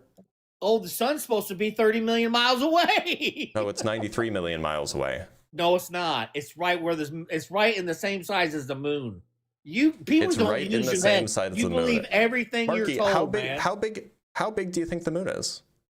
The moon is the same size as the sun. Yeah, but how big is that? I don't know.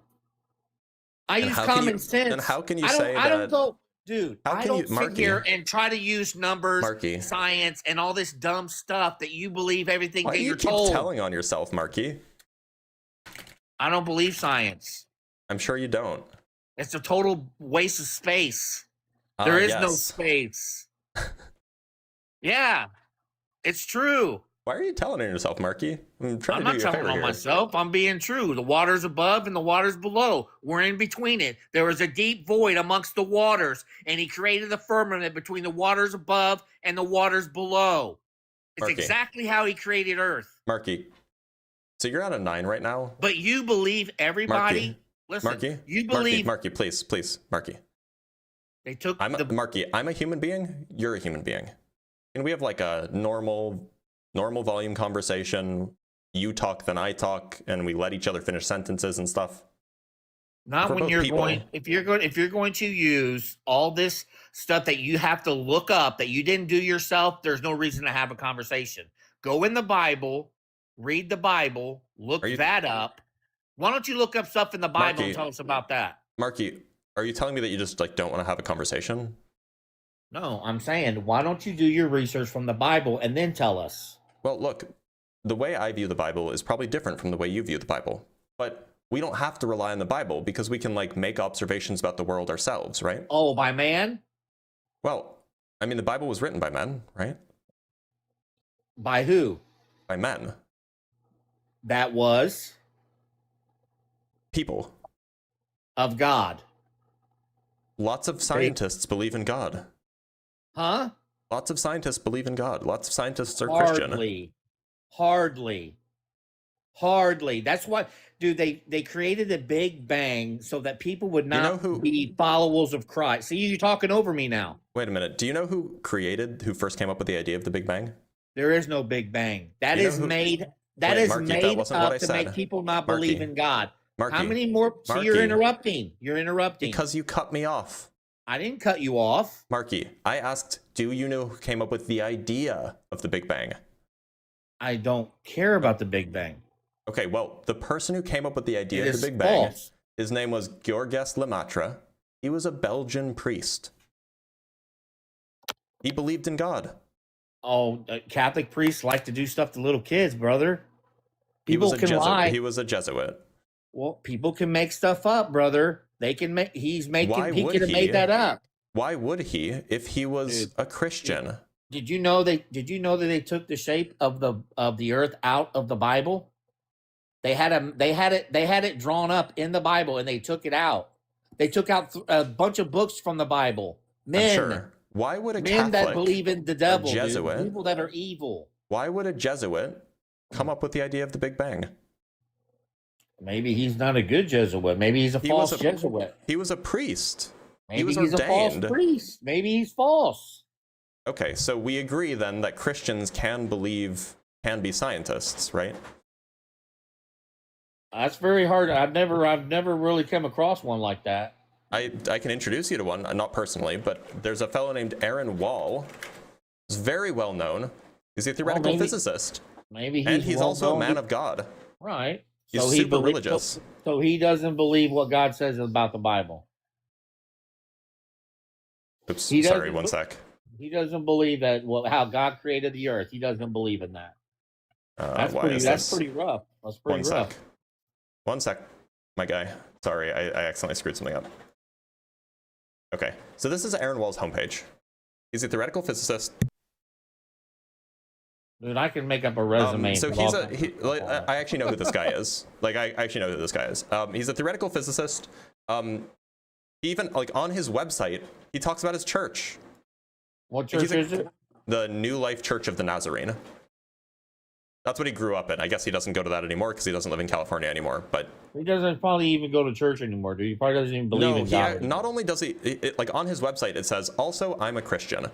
That means that I believe that God loves everybody, including the person reading this right now, no matter what you look like or what you've said, thought, or done. Instead of believing in karma, you get what you deserve. I believe in grace, giving freely without worrying about what people deserve. This means that it's my job to love other people like Jesus did and to try to be holy like he is holy. Doubtless I've fallen short of this in many ways, and for that I ask you to please forgive me. Right, it also means that I'm willing to accept that sometimes we can best approach the truth by contemplating head-scratching paradoxes, like God combining three persons into one being, or Jesus sharing our human condition while also being fully one with the Father. If you're curious how it's possible to fit science and theology together, and why I think my beliefs are supported by good historical evidence, I've written a lot about that on my blog, Undivided Looking. So he is a Christian, like a serious Christian, not just like a wishy-washy Christian, and a scientist, and he thinks that they can work together.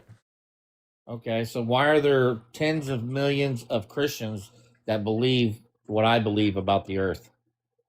Why is there so many? And he's why are there so many flat earthers? Because there are a lot of people who are very misguided. No, that's why you have this argument. You're talking about Christians one scientist. Think that the earth is You're talking about one person, dude. You're talking about one person. I'm giving you an example. I can give you all kinds of pastors and preachers that believe the earth is flat. That's not a good look for you. So you probably don't want to do that. But look, we can there are polls that have been taken. There are polls that have been taken of scientists in the United States, and something like 40% of them believe in a God. Why don't you just start praying for God to show you what the earth looks like? Well, I don't believe in a God. I don't believe in a God, and I don't think that whether or not I believe in God is related to whether or not the earth is flat. We don't need to be talking. That's 100% why you have a problem believing it, because that's what they want you to do. I know you want to preach really, really badly. Listen. They want you to believe. Listen, they want you to believe that the earth is this big bang space so that it gets you off track of believing in the God that created an earth that is unbelievable, and he put it between waters. The blue sky, what do you think that is? That's water. You're looking at blue. That's water above the firmament. Do you think that water is the color of the sky? Oh, it's blue. That's water, baby. Yeah. Do you think that sky blue is the same thing as ocean blue? It's water. What color is water? Have you ever seen water that's the color of the sky?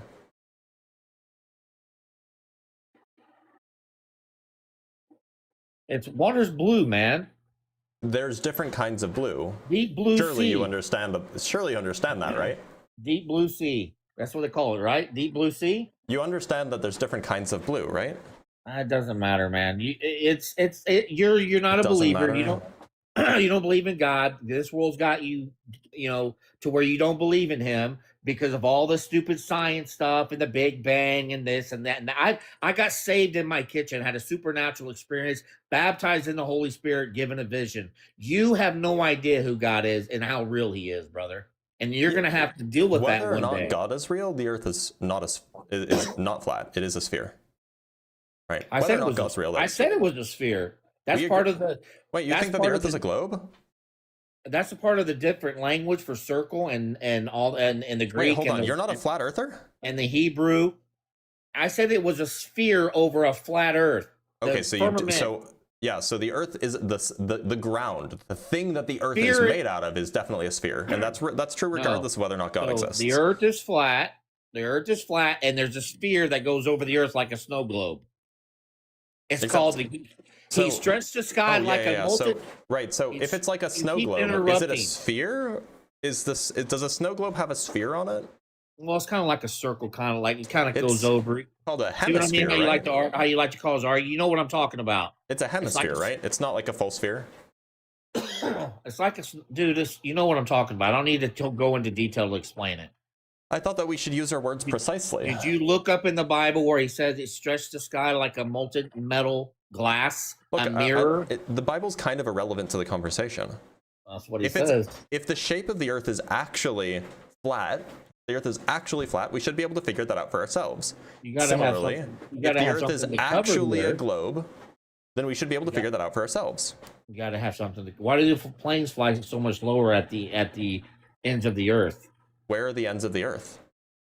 Why do they fly lower, dude? No, where? I don't know where you're referring to. 1 minute they're flying at where are you referring to? 30,000, and the next minute they're flying at like 17 because they can't. Where? I don't know. I've just seen it somewhere. So you don't even know what you're referring to? Oh, I'm telling you to look it up whenever you have time. Wait, so what should I look up? Tell me. We'll do it right now. Just like on the other side, I don't know, other side of Earth, how high do planes fly? Or I don't know. How high do planes fly on the other side of the Earth? Okay, let's just type it in. Typed it into Google. Planes fly at similar altitudes everywhere on Earth, including the other side, because altitude is determined by air density, engine efficiency, and safety, not location. While they maintain roughly the same height relative to the Earth's surface, which curves with them, factors like wind, weight, and air traffic control might cause slight variations. Okay. Sounds about right. Oh, he teacupped.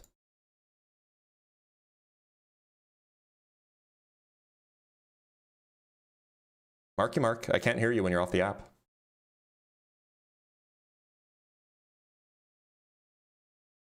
I wasn't off the app. That's weird. I did that. It should usually show up. So what I'm saying, do you ever look up anything under DuckDuckGo that doesn't censor anything or lie like Google and Safari? Do you ever do DuckDuckGo? Absolutely. I'll use DuckDuckGo if you want. I think DuckDuckGo is owned by Google now, though, isn't it?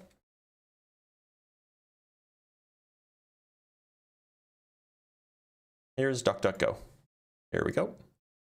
Now, DuckDuckGo doesn't really have, it has a search assistant, but I don't actually know if it's like, I don't know if it's powered by Google or whatever, but this says, the search assistant on DuckDuckGo says planes fly at similar altitudes regardless of their location on Earth, typically between 30,000 and 42,000 feet for commercial flights. And we can go look at some websites, like from Biology Insights, how high do planes fly, from Florida Flyers Flight Academy, Ultimate Guide, how high do planes fly. We can go look at these. Do you want, by the way, when you're off the app, I can't hear you. when the app is minimized or when you're looking at some other app. So which of these links do you want me to click? No, I'll put on like there here's and follow one. you. I'll follow corner. you, and then I'll find out where I got it at. This one says most often commercial airplanes fly anywhere between 30 and 42,000 feet in the air, which equals 5 to 7 miles. So it just seems like that's what DuckDuckGo says. Have you ever talked to a pilot and found out that? Yeah, I have some mutuals in here who are pilots that also think the Earth is a globe. No, they say it's flat. I've talked to pilots personally. So have I. And they said it does not curve at all. And the pilots I've spoken to have said that it's a globe. Because they're liars. Or they the have ones to that lie. Wait, are the ones that you're talking to? How do you know the ones that you're talking to are not liars? Because they're Christians. Okay. Can Christians not lie? They try hard not to. Okay, but they do lie sometimes, right? Does science lie? Does scientists lie? Individual scientists? Sometimes, yeah. All the time. I mean, scientists are humans. They're All humans lie big-time sometimes. liars. They're atheists, man. They don't believe in God. Like 40% of scientists in the United States are religious. They believe in God. I don't believe that. Okay. You don't have to believe it. It doesn't make it not true. If they believe that there's a space and there's all this up, they don't believe in God. Okay. You know that that's a no true Scotsman fallacy, right? There's no proof. There's no. I want to go to a scientist's place. I want to look in the telescope and I want to see all this stuff that they're saying that they're seeing. You know that. That's what I want to see. Let me show you something. And how all these other people talked about. Let me show you something. Even the pilots going to the moon said it was a false landing. They never went. No, they didn't. But that's okay. That's okay. If you want to lie to yourself, that's fine. They didn't go to the moon. That's fine. If you want to lie to yourself, that's okay. They've admitted it. No, they didn't. Anyway, so here's a poll amongst scientists. Religious belief amongst scientists. That's the name of the poll. And so all scientists, 33% believe in God. 18% don't believe in God, but do believe in a universal spirit or higher power. 41% don't believe in either. Now, among these, that means that's pretty high, brother. So a third of all scientists believe in God explicitly. No. You got to include that 18 and that 41 too. All of it. Wait. Wait. All of it. So blue are people who don't believe in God. Green are people who do believe in God. Okay, you said who? So 33 believe in, right? Yeah. So a third of all scientists in the United States believe in God. 41 and 18 don't. Well, 18 believe in like a higher power, but they don't believe in God. It doesn't matter. So it's like, not God. There's only two. Okay. Jesus and God. That's it. Yahuwah and Yahushua. That's his real name. It's That's Yeshua. God. Yeshua, by the way. That's what Jesus is. Yahusha. It's a Hebrew name. It's a Hebrew name. You know that, right? It's not English letters. It's his real name, brother. Do you want to just go look up like the well, I guess it's Aramaic actually. Do you want to go look up like the Aramaic version of Jesus? H is Yahuwah and Yahusha. These are not English letters, right? I know they're not. So why are you telling me English letters? What do you mean? You're saying like YAHU blah blah. The original names were not in Hebrew, or were not in English. They were in another language. They're transferring different script. Letters. Yahusha. That's how you spell it. What? You look it up. Yahuwah and Yeshua. It's a Yeshua. It's Yahusha. It's Yahusha. There's no hey. So the letter that you're looking for that makes an H sound is the letter hey in Hebrew and in Aramaic. And that letter is not present in the name. Dude, look up, type in Yahuwah and Yahusha. I'm going to type in Yahusha. YAHUSA.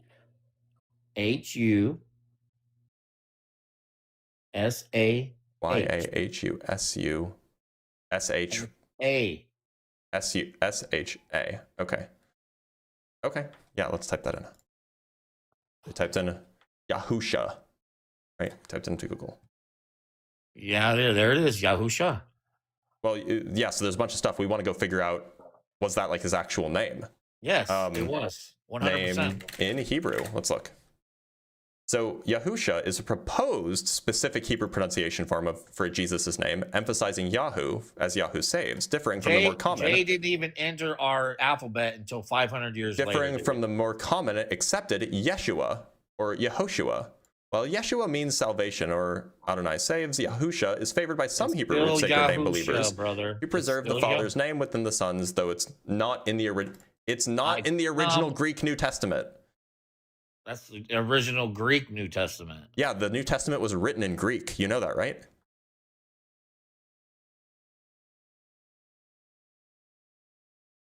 Oh, brother, you don't know that.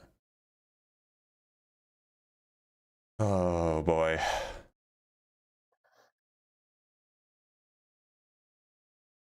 That's not the original Bible. Is not in Greek. The Christian Bible was originally written in Greek, and I think some Aramaic. Aramaic. That's what I was gonna say. No, but like the Gospels were originally Greek. Okay. Well, and Aramaic. Actually, let's check. Was any part of the New Testament written in Aramaic? No, the New Testament was written. What about the Old Testament? What are you that was written in Hebrew, and Jesus isn't mentioned. Jesus isn't mentioned in that book. So in the Hebrew Bible, he comes in the Father's name. No, but the name Jesus isn't present anywhere, right? So like it's not relevant to the spelling of the word. But it's just that's just not anywhere in the Hebrew Bible, you right? You just looked it up, dude. So the New Testament was written in Koine Greek. And it popped up. You just looked up Yahusha. No, and it the New Testament was written in Koine Greek, the common language of the Roman Empire. The New Testament, dude. You got. I'm sorry, Jesus isn't mentioned in the Old Testament, my guy.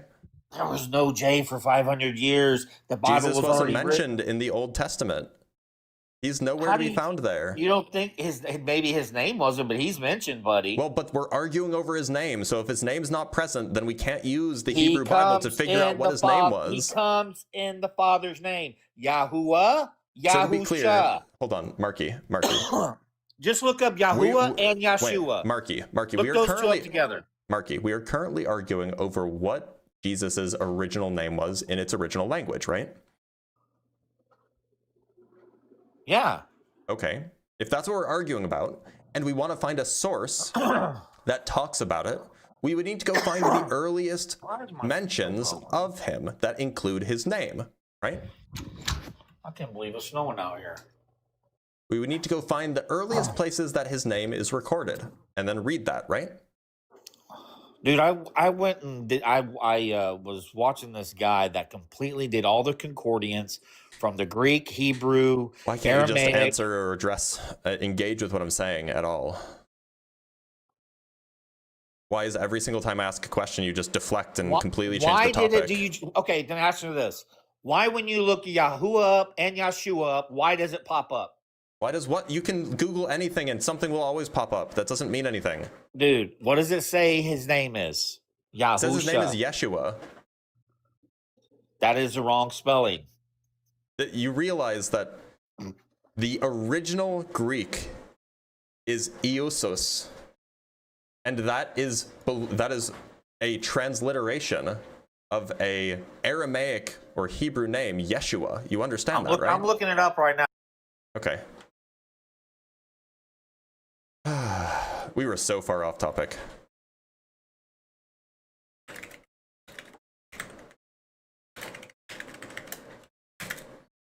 All right, let's talk to Joe.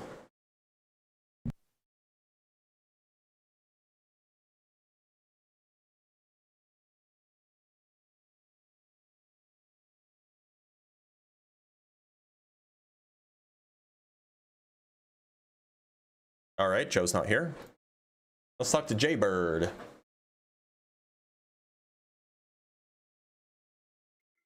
Jaybird, how's it going? Good, how you doing? I'm doing all right. Jaybird, what shape do you think the Earth is? I don't think I know it's flat. Okay, cool. I mean, like, when I say think, I'm just, we have thoughts about things, right? Yeah, absolutely. Okay, so why? What makes you come to that conclusion? Honestly, for me, it was the stars that changed my mind, but there's a lot of other problems I see. What about the stars, if you don't mind me asking? I grew up I grew up an outdoorsman. I'm a hunter. Grew up in the woods.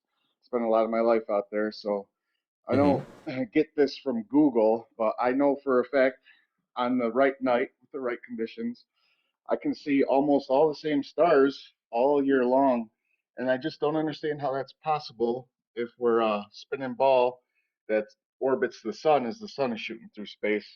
So, Jaybird, do you happen to know the zodiacal constellations? You know, like Sagittarius and Libra and Cancer and Gemini, all these things? I mean, I'm familiar with those terms, but you know, I couldn't exactly point them all out. Yeah, so they are constellations, though. We agree on that, yeah? Sure, yeah. Okay, so why do you think the month of, say, June is associated with Cancer, the constellation? I could not tell you. Because you can't see that constellation in June. Depending on where you're observing from or anywhere. Nowhere on Earth can you see that constellation in June. Okay.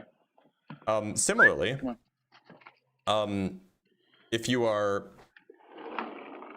a Leo, is Leo July? Leo is August. Okay, Leo is August. So if July, maybe like the end of July, well. right? At the beginning of August, nowhere on Earth can you see the constellation Leo. So the fact that you can't see these constellations means that there are stars that you can't see depending on the time of year.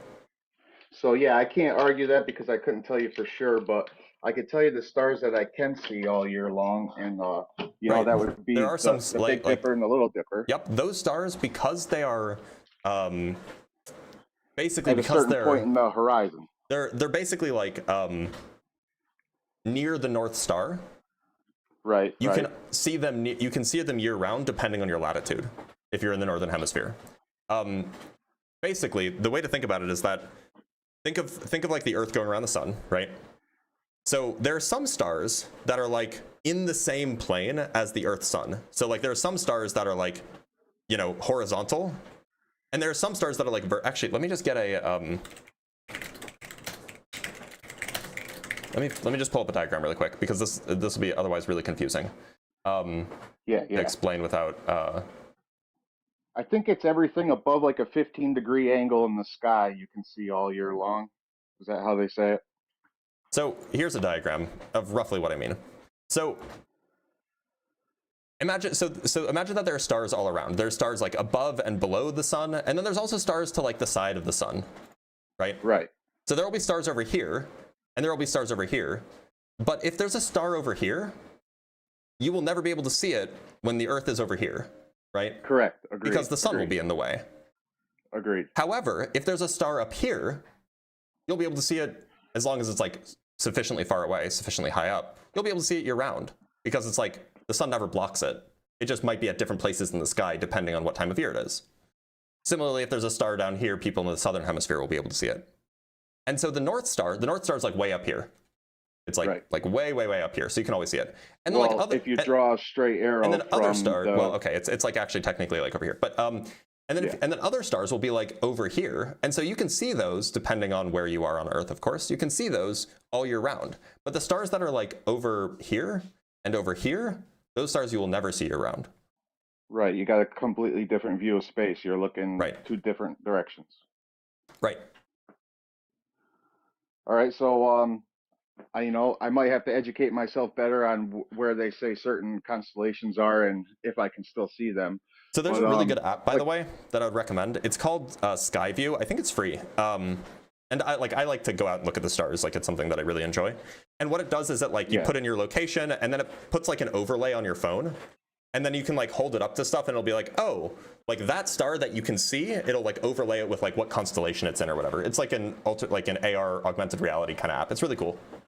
What's that one called? It's called Skyview. Okay, yeah. And it's free. And this is like, I'm not like a shill for them. I just like the app. It's just a good app. Oh, yeah, no. Listen, I think we're all just trying to better ourselves and educate ourselves, and that's all I've ever been trying to do. And I don't, I used to be a globe earther, so I don't look at you guys degradingly. I was once that.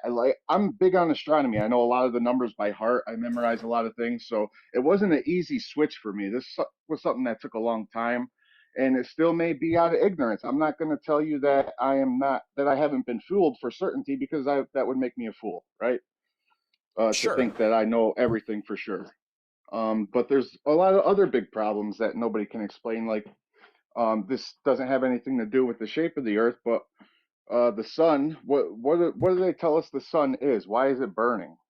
Well, it's not fire, right? It's just a basically hot ball of plasma, and it's heated up on the inside by basically nuclear power. So this is why they say it requires no oxygen to burn, because it's not right, because it's not burning. Fire. Yeah, it's not a fire. Okay. Another thing I really don't understand is how is space, which is, they say, a near perfect vacuum, adjacent to a finite atmosphere without a barrier, and it doesn't just suck the atmosphere right off of the Earth. Well, that's something I can't understand. Because there's no place, and yeah, I can help. So there's no place where it goes from, like, in the globe model, it's not like there's atmosphere and then the atmosphere suddenly ends and then there's space, right? It's like a gradual transition. And so there's nowhere where there's like high pressure next to a vacuum where you would have like air being sucked out or whatever. But I mean, that just doesn't happen anywhere. In the greater scheme of things, that near perfect vacuum doesn't have according to NASA, doesn't have a barrier in between that and the finite atmosphere of Earth. Right, but it doesn't need it's a gradient, right? So like there's never a place where there's high pressure next to low pressure, which is what you would need in order to have like pressure flow, in order for like the vacuum to suck the air out. Right, but without a barrier, our finite atmosphere is exposed. So yeah, so gas, look, vacuums don't just like suck, right? What happens is that whenever you have air pressure like pushes, it's just basically air molecules bouncing off of each other really hard. And so it ends up pushing out in all directions. And so if there was nothing pulling those air molecules towards us, towards the Earth, then yeah, they would just bounce off each other and spread out. But there is something pulling it towards us, that's gravity. Right. That, yeah, I have a hard time wrapping my mind around how they use gravity to explain that. I mean, like, gravity pulls on everything. Why would it not pull on the air? I just don't see, like, I don't see where you can recreate gravity on a scale. And, you know, at what scale can you start to observe gravity? We can see gravity at the scale of, like, milligrams. Can you elaborate? Yeah. So let me show you a neat experiment that was done. At least like the paper about it was written 4 years ago. It was probably done a few years before that. It's hard to know that these things. So here's a paper conducted by a team of scientists in Europe, in Austria, where basically what they did is they took two tiny metal spheres. These are just like tiny gold spheres. I think that they're like 1 millimeter or like 2 millimeters across. So they're solid gold. They're just like super, super tiny, right? And then basically they hung it from a string. So you have these two gold spheres. They connected them by a rod and then hung it from a string. And then basically you can test forces on the gold spheres by seeing how much the string twists, right? And you can measure how much the string twists by like attaching a mirror and then bouncing a laser. Like there's a whole way to do this. But anyway, what you can do is you can then just take another small gold sphere and put it next to one of them. And if the whole thing starts to twist, that's because the gold sphere was attracted to the other gold sphere by gravity. Unless you have some alternative explanation for why it was attracted in exactly the right amount. Well, that's a demonstration of two things with mass attracting each other. It seems to me that there would be some variables beyond your control, like what kind of string are they using? You know, they got the rod, silica. And what other forces could be taking place? So that's exactly those are perfectly good questions, which is exactly what they addressed. So let me show you the entire. So good scientists will address all of the variables that they can think of. So there's the entire half of the paper, second half of the paper rather, is describing the geometry, the characteristics of the pendulum, the calibration, And then there's a whole section on, let me see if I can find it. There's a whole section on, they call it, I thought that they had a whole section on error. No, they just have individual sections for each of the individual things. So they have a section on, well, it was done in a vacuum, right, to eliminate any possible wind. So they put it in the whole thing in a giant vacuum container. They isolated it from vibration. So they put the whole thing on deflated air springs, so that even if like there was a little earthquake or something, they would isolate it away from that. And if there was like, you know, because people stepping on the ground can cause tiny vibrations. So they isolated it away from vibrations. This is just a detail about the source mass position drive. We don't have to worry about that. They measured the electric charges on the gold spheres so that they could subtract off any effect that comes from the electrostatic forces. They isolated away, or they measured seismic noise using separate detectors so they could throw away any results that were the result of small earthquakes. They removed a source of mechanical coupling in the form of recoil. They minimized magnetic coupling using, well, by excluding ferromagnetic materials. They accounted for basically every single thing that you could think of, they accounted for. And all that's left, there's only one thing left. It's gravity. It's the only other thing it could be. That's a fair conclusion if everything is, you know, genuine in the paper and the study. You know, I do have other concerns like being able to see too far. In my opinion, that would mean they're either very far off on how big they say the Earth is, or it's not a globe. Well, I mean, look, I've heard this claim a lot. People say, oh, we can see too far. But most of the time when people say that we can see too far, either A, they're lying, and we have documented cases of this happening. It's not common, but it does happen occasionally. Or B, they're not accounting for atmospheric effects. So I can just give you a simple example of this. There is a city or a town called Muskegon somewhere. Out by Rome or Italy somewhere, right? No, Muskegon, Michigan.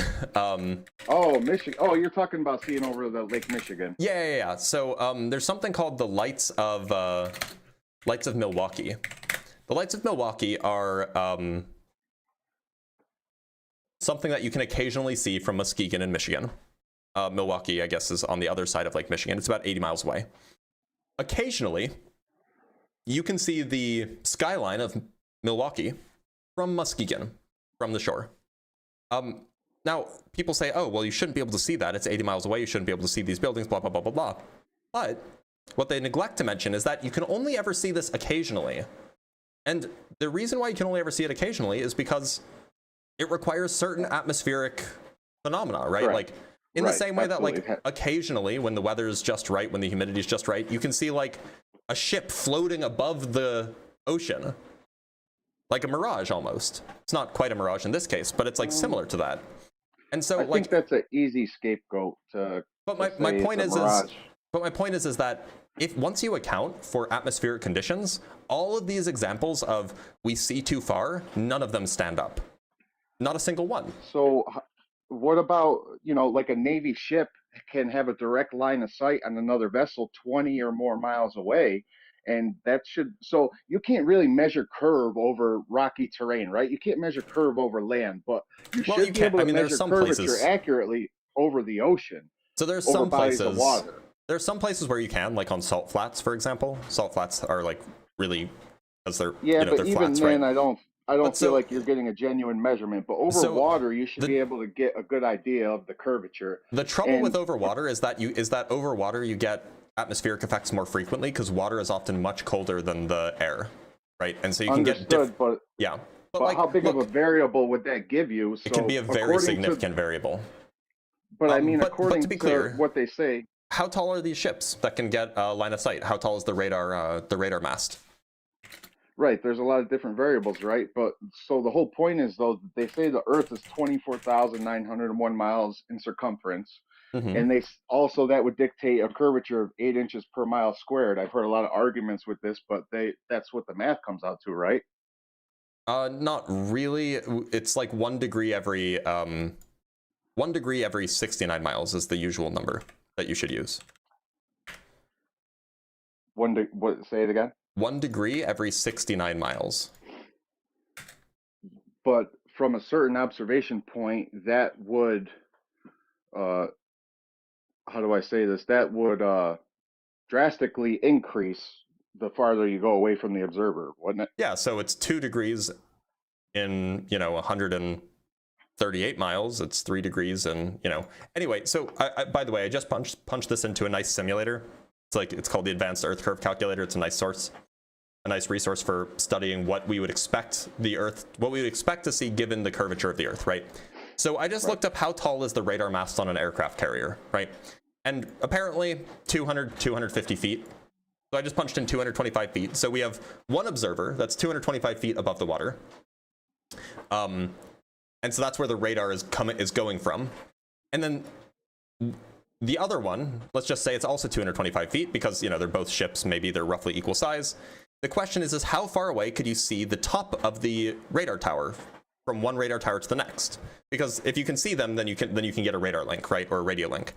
And so it turns out you could get a radio link 36 miles away from each other. Direct line of sight, not hidden by the Earth's curves. And that's with no atmospheric refraction. Once we introduce standard atmospheric refraction, which is just normal behavior, it can go out to 39 miles, almost 40 miles. Interesting. Now, I can't confirm this for sure, but I'm pretty sure I've heard of distances of about 100 miles that a Navy ship can target a vessel, and I'm not so sure that's direct line of sight or not. Yeah, so but that wouldn't be possible. I've heard people say things like this, but they never give me specifics, so it's really hard to check what they mean. Yeah. And then I know there's infrared cameras now that can see way further, and I'm not too educated on that yet. This is something I dabbled in, a decade ago, and I never, never stayed on it. I live a normal life. I'm out there working every day. I don't have time to educate myself on all this, so I think you probably are far more educated. Are you a PhD? You're a doctor? Yeah, I have a PhD in physics. Okay, yeah. So obviously you would be far more educated on this stuff than me. So with regards to the radar, with regards to the infrared stuff, I've seen there's basically one video that is the source of this claim. It's on YouTube, and then people have basically spread it around ever since that video came out. Basically, what happens is that you have a guy in a plane who has an infrared camera, and he sticks it out the window, and then he points to something vague, and then he says, but that thing is over 1,000 miles away. How can I see it? But he never verifies that the thing is actually the thing that he thinks it is. He never verifies how far away it is. It's basically just vibes based, which is really unfortunate because people make these kinds of claims a lot, and never actually substantiate it. But for example, if you're flying in an airplane with standard atmospheric refraction, you would be able to see something that's say 225 feet tall from 250 miles away. Now, of course, it would be absolutely tiny, so you would need a good telephoto zoom lens or something like this. But you can definitely see hundreds of miles, not 1,000 miles. But seeing an object 250 miles away that's 225 feet tall, that's doable. Yeah, I don't understand how that would be doable on a ball the size they say it is. Because you're in a plane 35,000 feet up in the air. Oh, you're talking about from an airplane. Yeah. Okay. Yeah. Because that's where these claims are about the the infrared stuff. They're like, oh, well, we're in a plane and we can see something 1,000 miles away. They never verify that. So okay, because I've seen claims where they're standing on a mountain and they can see other mountain ranges that are hundreds of miles away, and I haven't confirmed the math myself, but the thing is you're standing on a mountain looking at other mountains. Right. It's easy to see. You're very high up. The thing that you're looking at is very high up. If you were on a 14,000, let's just punch this in. If you're on a 14,000 foot mountain, that's pretty big, but it's not like the Himalayas, right? Let's see how far away you could see it from. You could see that mountain from. You could see that that mountain peak from over 300 miles away. Right. Jeez. Yeah, it looks like I'm just and it sucks because I can't leave the app to look up other things that I know I had problems with. But you've had a great answer for everything I brought up. So can I show you something really quick? You know, yeah, absolutely. Okay, so this is, by the way, this guy's website, Walter Bislin. His website is like, it's very thorough, and it goes through all of the math to run all of the simulations. So like, you know, everything's documented, all of the sources are given. And so what this guy did is he basically took a few very famous, let me make this a little bit smaller, a few very famous like images that are, you know, either proof of the globe or proof of whatever. And then he just used his calculator that does the math and sees, does it match? So like we can take, I don't know, I think that this, no, this is not the example. Here's the Chicago city skyline, for example. So, wait, where's the actual simulation? Oh yeah, here we go. So let's start over. So here it is. We are currently 3.4 kilometers away, and now we're crossing Lake Michigan. The left side is what you would see on a flat Earth. The right side is what you would see on a globe Earth. Interesting. Now at 91 kilometers, you shouldn't see anything from the globe. Chicago disappeared behind the curvature of the Earth at 91 kilometers. And now we're going to zoom in. You should be able to see the entirety of the skyline if the Earth was flat, but you still wouldn't see the sorry, I wish I could pause this. You still wouldn't see the Chicago city skyline until you climb a nearby hill. Now, if you climb a nearby hill, then you can see the Chicago city skyline from, you know, 80 whatever kilometers away. But now you should be able to see the skyline below eye level if the Earth was flat. So like it's these kinds of things that you can check. Yeah, I think I've seen videos where guys are standing at the water line and they claim to be able to see, you know, the whole city of Chicago. And there's people that argue that they're only seeing the tops of the buildings, and you know, it just goes back and forth, and there's no real. Let me show you one other thing. I think it's here. So here are some photos. These are just photos taken of like various bridges, for example. Let me see is there a Chicago City skyline one? There might be. Let me just search Chicago. Okay, no, they don't do Chicago. But like, yeah, we can just go look at this example. So this is like Pontchartrain. And so this is an actual photo on the right? This is just like an actual photo that you can take with a camera. And so that's what it really looks like. On the left, this is what it would look like if we were on a globe. This is what it would look like if the Earth was flat. Globe, flat. And so like, which one is, obviously which one better matches, right? The real photo. Yeah. And you can see this with like all of these, you know, all of these pictures of bridges. You can make all of these comparisons. Here's another one. Here's the globe picture, or here's the photo on the right, the globe picture on the left, the flat Earth model. Like it just doesn't match. So look, there's just a lot of issues with any sort of flat Earth claim. Yeah, I remember another one was the Panama Canal. A lot of claims that there's no visible curvature, and it goes for I don't know how many miles, tens of miles, I think. Well, I don't know what. Do you mean like which direction curvature?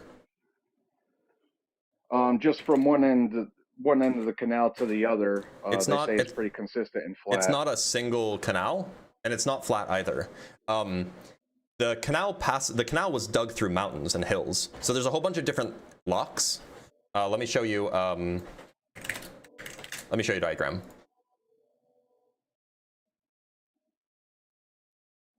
This is like a. That's not what I want. Here we go. So like this is regardless of like the shape of the Earth. Like it's definitely not flat because it's going over mountains basically. So you have to. So there's a whole bunch of canal locks that bring it up to get over the mountains, and then let it back down on the other side, right?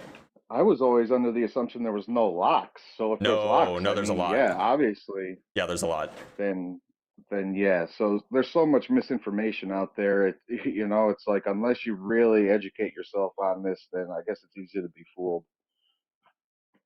Yeah, I mean the thing is, there's so many different angles to come from. I mean, who's got the time to do that unless you dedicate your life to it? Yeah, I mean, look. The trouble is that there's a lot of people will.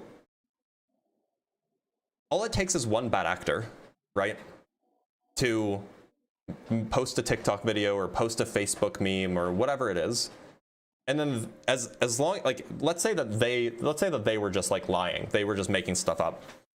But then all it takes is one bad actor to lie and make stuff up, and then it spreads, and then people believe it based off of, you know, the one photo or like the something, you know, the one piece of evidence, whatever it might be, even if it's doctored. And unless you go and you double check it yourself, it's really easy to just believe it. Yeah, absolutely. And unfortunately, there's too many people willing to just align themselves with one side, just maybe for whatever reasons they have. It's just too easy to talk people into something now. Yeah, I mean, it's really a shame, because one thing that I've heard this from a flat earther before. I think this was actually in the Flat Earth documentary. It's, if you become like a diehard flat earther, if that becomes like your whole shtick, it's very easy to lose your friends and your family, just because they'll be like, oh, he's crazy, absolutely. Right? Like, it's super easy. Yeah. And so what ends up happening for a lot of people who are deep in this stuff, I'm not talking about you, I'm talking about like the people who are deep in it, right? What ends up happening is that the only community, the only people that they can socialize with are other people who agree with them already. And if they then realize, oh yeah, that was, I was wrong, you know, it's not flat, it's a sphere, you know, it's not a giant conspiracy or whatever. If they then realize that, they've already given up on their family, their friends, and now the one community that they did have, you know, social connection with will now turn on them and treat them like the enemy. So it's very hard to leave once you get too deep in it, because it's all you have, right? And, you know, we're humans, like, we rely on social interactions. It's really hard to leave once you're in it already. So I don't know. There's a lot of interesting sociology here, but Jaybird, I do appreciate you for being totally normal guy. Anything else you want to mention before I let you go? No, nothing off the top of my head, but I appreciate you taking the time to explain these things to me, and you know, I wish you the best. Sounds good, man. Take care. He was a nice guy. I appreciated that. Nice guy, willing to listen, willing to hear stuff that he didn't know about.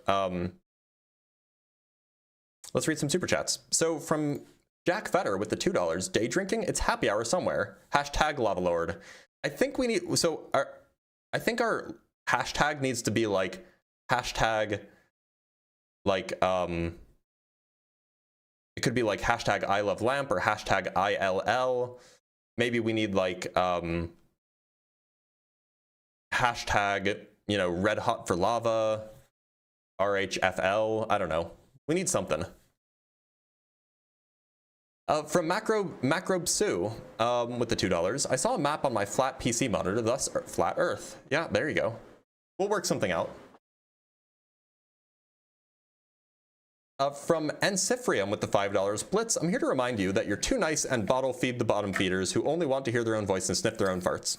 Not everybody does. And look, I'm more than happy to talk to a dozen bottom feeders if it means I get a chance to talk to somebody like Jaybird, because Jaybird is a normal guy who had some questions and was willing to listen to the answers, and I think that that's worth it.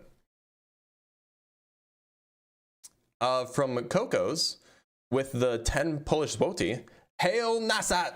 Yeah, there you go. That's where you put the T, right at the end. And from Juiced with the €5, you people believe everything they say is what they shout while blindly following the Bible and believing what it says. Yeah, some flat earthers, that's the reason why they're a flat earther, yeah. And from a Dwayne Warren with the $5, Marky, if we can't rely on third-party confirmed information, we would never get anywhere in life. That's true. From Glitterlock with the $10, mate. Oh, what? Oops, the TikTok super chats went away. I'm sorry. From Glitterlock with the $10, maybe Nasat is the adversary of lamp. And if you rearrange the letters of lamp and ignore one, you get map. It all makes sense. It's all coming together. From Binary Ghost with the $5, this whole waters above, waters below, and firmament thing really strikes me as talking about aquifers in the crust of the earth. Maybe, but I could believe that the Hebrews thought that the space was water. From a Dwayne Warren with the $2, a creation event doesn't disprove God. You're right, it doesn't.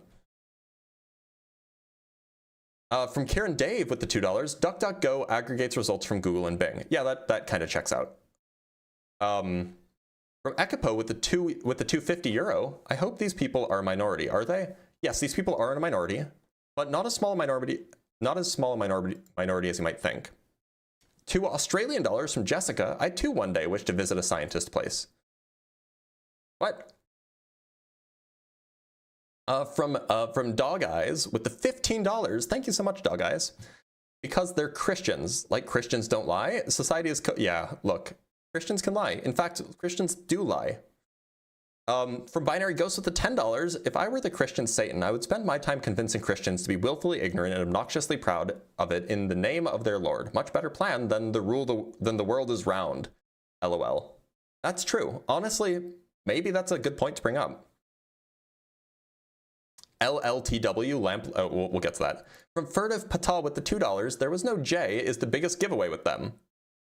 There wasn't a J. You're right. There was no H or A either. From David with the $5. Why would Trump have authored the Bible in anything other than his native language? Trump? This talk of Hebrew and Greek is nonsense. Okay. Good meme. From Jack Snipes with the $5.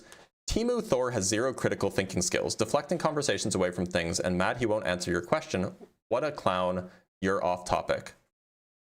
Who's Timu Thor? Was it me? Am I Timu Thor?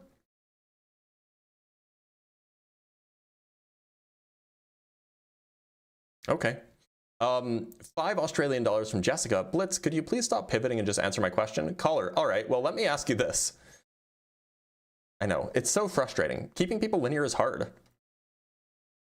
And we have $2 from Garain with the 8 inches per mile squared, so you're a parabolic earther? Yeah, parabolic earther indeed. But kind of in the opposite direction, right? I think you need a negative sign. From Binary Ghost with the $5. Thank you so much, Binary Ghost, for always being so supportive, by the way. The Earth may be round, but why don't we make it flat? Scare off those joyriding aliens that come here to build pyramids just to mess with us. Agreed, we should do it. Gretchen with the $3. Blitz, you need a lava lamp shaped like a globe. That's a good idea. I'm sure they exist. And from Tim Davidson, this one's good. This one might be a good hashtag. LLTW, lava, or maybe LLLTW, lava lamp lights the way. That might be the way to do it, right? I actually like that a lot. Lava lamp lights the way. Maybe we'll do that one. Let me check for any Cash App or anything like that, so then I don't miss anything. Shay did send $50 earlier, but I already talked about that. I don't think we have anything else. Yeah, okay, great. Let's bring on another guest. Yo Blitz, what's up, Catman?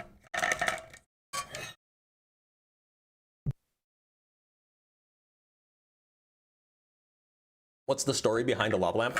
Look, the lava lamp, you know how it said, let there be light? So the light was the lava lamp. You can see this, you can read about this in Leviticus or in Lamentations, or in the Gospel of Matthew.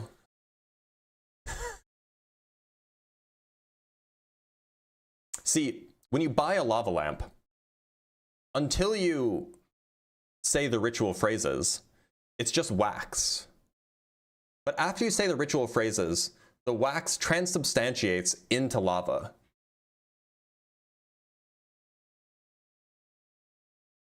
Anyway, let's bring up another guest. Let's talk to Judge.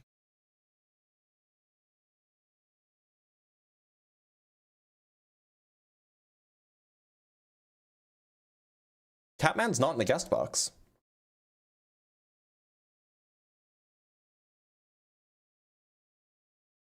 I'm a cat man. All right, Judge isn't coming up.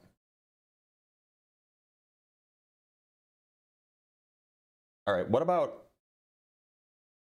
question mark? Question mark, how's it going? Pretty good. Glad to hear it, question mark. What shape do you think the Earth is? Flat. Okay, why so? Wait, hold. No, my bad. I meant to say the Earth's a globe. I just said Marky is a moron. Sorry. Okay. Rude. Let's bring up Judge again. Judge, how's it going? Hey, Judge. how's it going, man? I'm doing okay. I'm here. I'm here.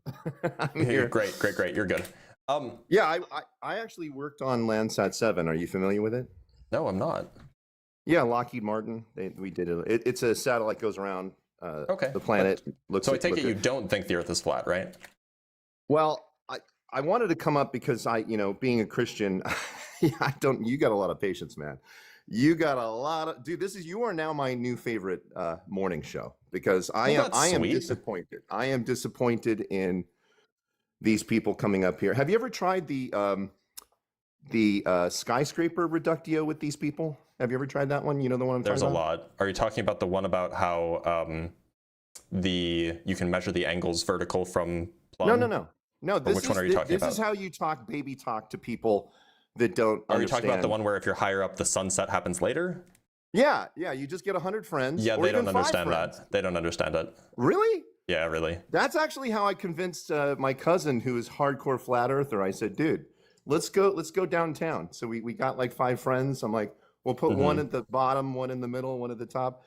If it's flat, everybody will call you at the same time because it's flat.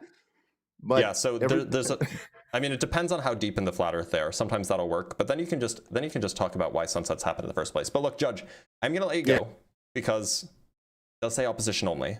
But thank you for being here. All right, let's talk to Nicholas.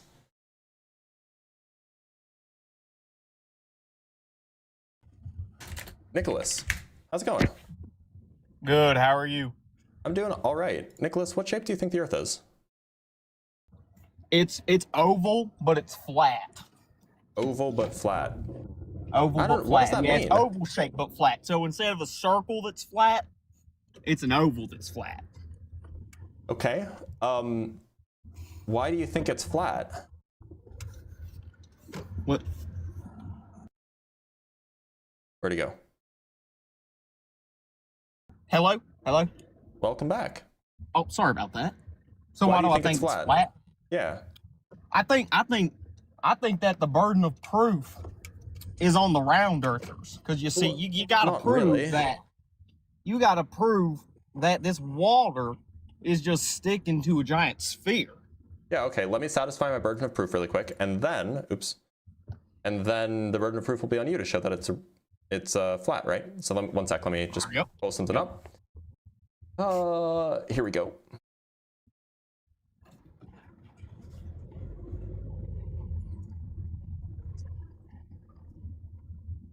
All right, ready? Here we go. This is a video taken by the Galileo probe in 1990. Isn't the Galileo probe government owned? Yeah, it's irrelevant. I'm still satisfying my burden of proof. This is evidence. Okay, so now where's your evidence that the Earth is flat? Lied about it, for sure. So where's your evidence that the Earth is flat? Yeah, so the government, well, let's start here. The government wants you to think that the Earth is a circle because they're trying to hide. They're trying to hide it to keep us under control. So where's the evidence that the Earth is flat? I mean, I think evidence is all around you. You look around, it's just flat everywhere. So because it looks flat, that makes it flat? That ain't the only thing. That ain't the only thing. It's got a lot more to do with it too. In that the fact that, we talk about water sticking to a ball. If you do me a favor, all right? Put your hand up vertically and pour water on it. It ain't gonna just stick to your hand. Can I show you something? Let's go for it. Here. Pull up the video. Do it again. I should just favorite this or something. Because I end up, it's the same video every single time. This is a friend of mine. He goes by Globy McGlobeface. This is a water, just like a ball, and it has like some stuff stuck to it for the land. It's a ball, it's spinning, and it has water to it. And we can actually see, he's gonna take the ball. This is what the ball looks like when it's dry, by the way. It looks matte, Okay. let me make this a little bit bigger. Yeah, take his ball.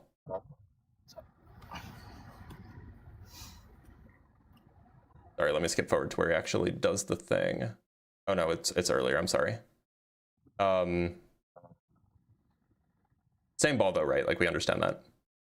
So he's gonna take a paper towel and stick it to the ball, and look, it's getting wet. Okay. So why is the water sticking to the ball if it's spinning? So here's it spinning. It stops spinning. I see it. So is just to clarify, I don't want to straw man your argument or anything. Are we saying that the Earth's spinning keeps the water there, or No, that gravity keeps the it water there? Gravity keeps the So water there. then I'm just why- showing why that is he water spinning can the stick to ball? a gravity. That water can stick to gravity? Sorry, I misspoke. Water can stick to a ball even if it's spinning. But that ball ain't got the gravity. No, there's a different force keeping the water attached to that ball. In that case, it's adhesion and surface tension. Well, then what's that got to do with the It's with an the Earth example of having how water? water can stick to a ball. As long as there's a force keeping the water stuck to the ball, it can stick. Yeah, but in this case, the force would have to be something different. I mean, I could. Yeah, look, the force I is could gravity. grab In the case of quarter- the Earth, the case is gravity, or the force is gravity. I could grab a quarter and hold it up to my head and press it on there and say, boom, a quarter can stick to a head. But the moment I let go, the quarter's going to fall. All right. So we have gravity, and that's what keeps the water stuck to the Earth. Stuck to the Okay. Earth. So you think it's gravity? Yep.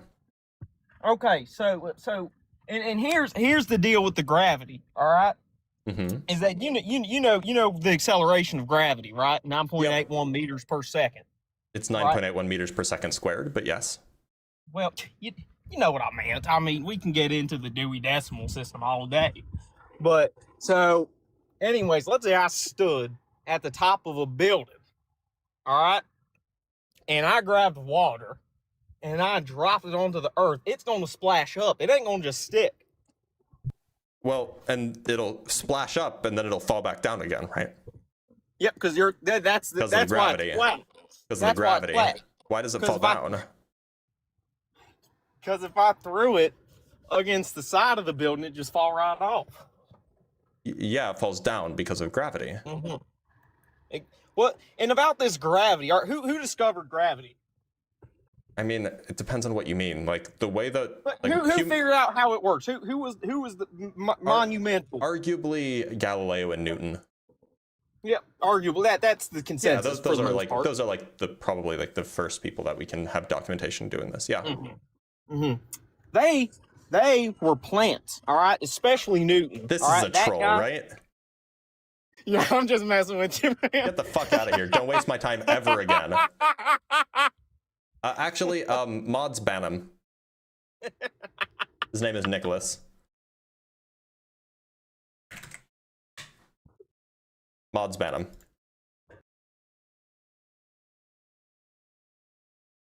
It was funny though. It was definitely funny. The Dewey Decimal System bit was really funny, but you know. Hello. The number you dialed is unavailable. Gorgeous Joe, how's it going? Good, I'm good. Hey, Glad I to got hear a it. question. Yeah, I got sure. a question. I was just listening to the last guy. I know he was a little mod or whatever, but I wanted to ask, since you said that the Earth is round, right, as a sphere. Do we have any actual footage that a rocket with a camera leaves from our surface Earth, leaves out of our atmosphere into space, and then proceeds to record? We have examples of this. Basically, it's how space is what 60 miles up. Yeah. Depends on where. I mean, like it's kind of an arbitrary defining line, but yes, we do, and I can show you. Okay. So this is a private rocket launch, by the way. It's just like a hobbyist. It's not like a company or anything. Move it around, get it visible. It's done by a guy named Kip Dalgirdis. I don't know how to say his last name.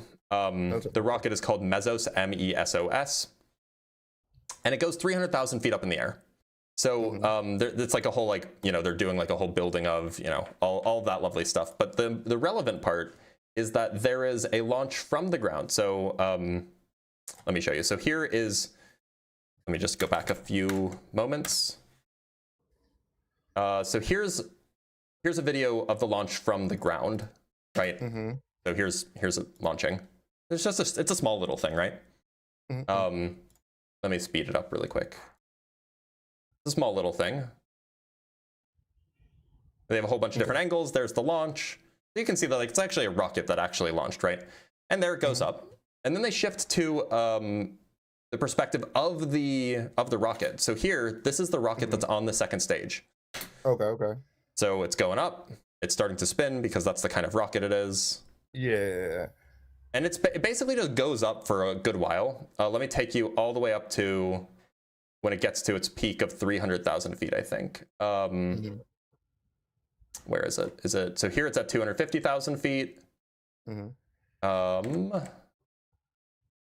one point it'll say, oh, hey, look, there's some nice, sorry, I skipped a little bit. Why is it skipping at 10 seconds at a time? Yeah, because I always Here we see go, when it gets apogee. to like a certain point of a video. 300,000. So here's that. So they just deployed the parachute at 300,000 feet up. Would you look at that? Yeah, see, now that's why I always have curvature. the issue. But is it the lens that's actually showing that curvature? No. In particular, they used, very specifically, they used a rectilinear lens on their, in fact, they even mentioned it in the description. They say they used, this rocket flew with 2 GoPro Hero 9s with modified rectilinear lenses. You can't see this, sorry. A rectilinear lens is precisely the kind of lens that does away with barrel distortion. This is the kind of fisheye lens effect that you're thinking of. Yeah. So they specifically designed their rocket, or they specifically used cameras with specifically modified lenses to avoid any sort of fisheye lens effect. Okay. Because I always wondered that because I never had a steady view. There's always some type of spinning action going on. But then when we watch like the satellite's view of like NASA satellites or whomever, they have a specific spot, non-moving, and it's showing the whole globe of the Earth. But when we ever see one like that video you just showed me, it's I just showed it to you. a steady. No, I know. That's what I'm saying. The one that you just showed me, it's not a steady camera. You have to freeze frame it, and then you're gonna see. It's because it's from whatever- moving, right? It's moving, No, so of course it's not going to be steady. But that's like, what I'm trying to look. say. So Like, the International Space Station has a 24/7 live camera. yes, and attached to it. I've watched those videos as well, where the camera's actually attached to the rocket, and you see the booster. They're not. This is the International Space Station. It's not attached to the rocket. This is in space. It's just orbiting. And like, depending on what time of day, like sometimes it'll be dark, sometimes it'll be pointed in the wrong direction. But like, depending on which, because there's a few of them that are 24/7 live stream. But like, here's an example of one. But that's a fixed camera. That's what I was saying. This one here will be it's a fixed camera attached to the International Space Station. It's not spinning because it's in orbit, right? No, I get that. I'm trying to say I agree with those points that you're saying, but what I'm saying is we don't have a steady camera, right? Like from back in the day when we used to use the Odyssey. When the There's a Odyssey steady camera left, right here. no. I'm talking about from ground, from the launch to outer space, a steady film. That's all I'm saying. Just steady film, not one that's spinning from those, the smaller rockets. Talking about like the SpaceX rocket, any of those, they have cameras. I think we actually have those. I think we actually have video of those. Then they cut out. If you ever watch the whole video, they'll cut out. They never show when they get all the way into space. And that's where I'm confused at. So it depends on which. I mean, like there are times where it will cut out because the rocket is now on the other side of the Earth, so they have to connect to a different connection point back on Earth, right? Okay.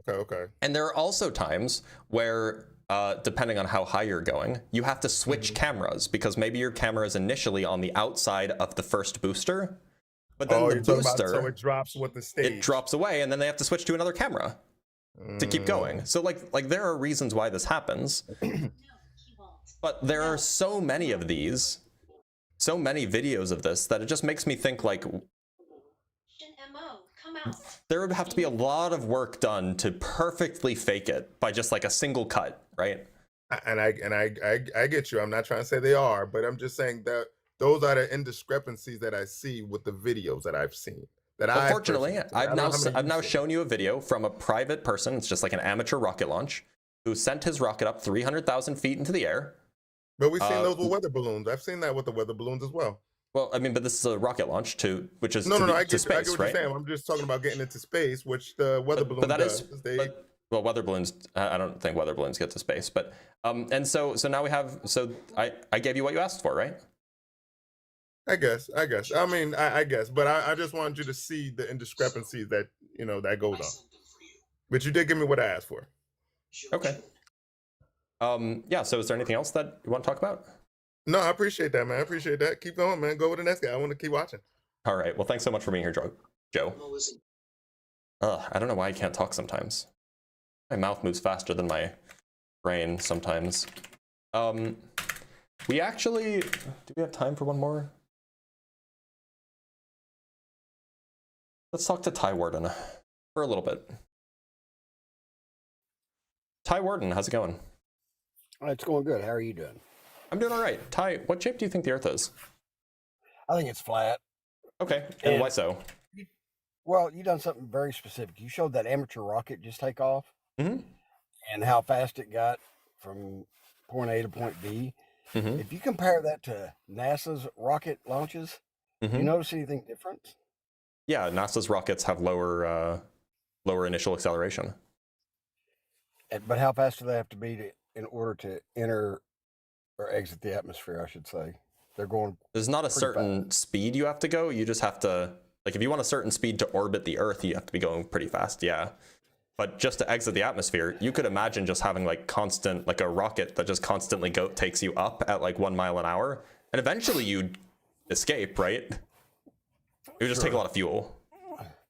Yeah, it just looks totally. I mean, that little bitty rocket just shoots up so fast. So there's a reason. So for what it's worth, there's a reason why this is done. For efficiency's sake, it actually makes more sense to accelerate only at roughly 70%, 60 to 70% of G. So think about how fast something falls. Go up at like 60 to 70% at that rate, accelerate at that rate. That's like the most efficient rate that's like around there. And you can do the math on this. This is like the most efficient way to actually launch into the atmosphere, or into orbit rather. And there's reasons for this. It's because you're fighting gravity and there's drag, and you want to be at a certain height before you're going too fast, because otherwise you'll encounter too much air resistance. There's like reasons for this. This tiny rocket, because they weren't worried about efficiency, because it's a tiny rocket, you don't need that much fuel to go very fast or very high. They weren't really all that concerned about that. So the reason why these giant rockets do this is because it is more efficient. I understand what you're saying. So why do you think the Earth is flat? Why? Oh, just from observation. I mean, what kind of observations? Oh, just the fact that our sky doesn't change. We're supposedly, spinning. Sky doesn't change? I mean, it doesn't spin like what you would think it would. What would you think it would look like? Oh, I think we would feel some motion. Absolutely. Well, but hold on. And then, now I'm confused. I thought you were talking about what it would look like, not what you would feel. Well, you see observation. You look and you can see the Earth, and you can see for quite a long distance. And if it's curving in every direction. Correct? Yep. Yeah. Okay. So hold on. Are we moving away from like the sky? No. Because you said that like something about how the sky and stars or something like this. Do you not want to talk about that? Well, I mean, we see the same stars over and over. No, we don't. The North Star, it hasn't moved. That you would think that star would move. Are you familiar? Well, it does move a little bit. We have record of it moving. It moves, a little bit over the course of many years, right? But surely you understand that, like, in June you can't see the constellation Cancer, whereas in December you can. So that it sounds like that's an example of us not seeing the same stars every night. Well, you're talking about the pattern, the way the stars move. I'm not real familiar with exactly how they move, but I'm talking about the constellations. So we can see the constellations. The constellations change depending on what time of year it is. But they because come back we're on to a the different same. side of the sun. But they come back to the same. Yeah. Although like we do see them moving over time. I can show you something that you might find interesting. Where is it? Barnard star. That 11:15.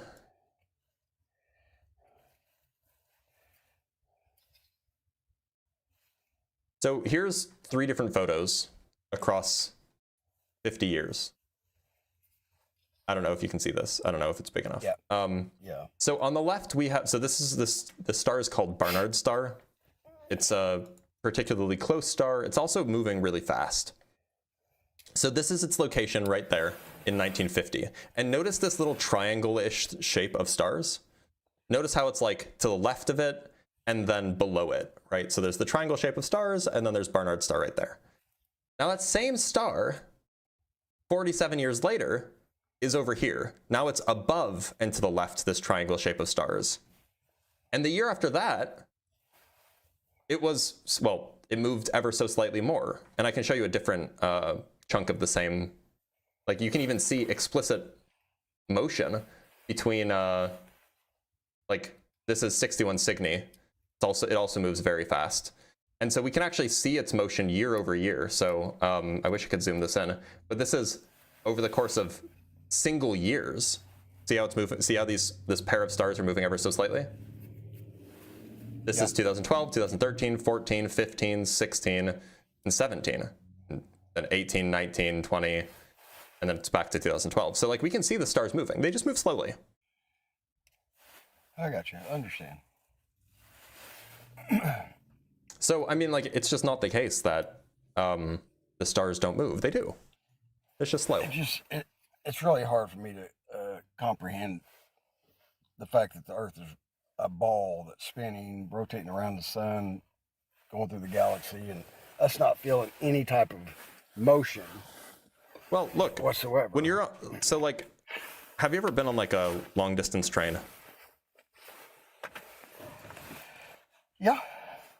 So not like super long, but yeah. I mean, like what you can feel, like especially if you're on like a high speed train, what you can feel is like the train shaking, but you don't feel the train moving forward, right?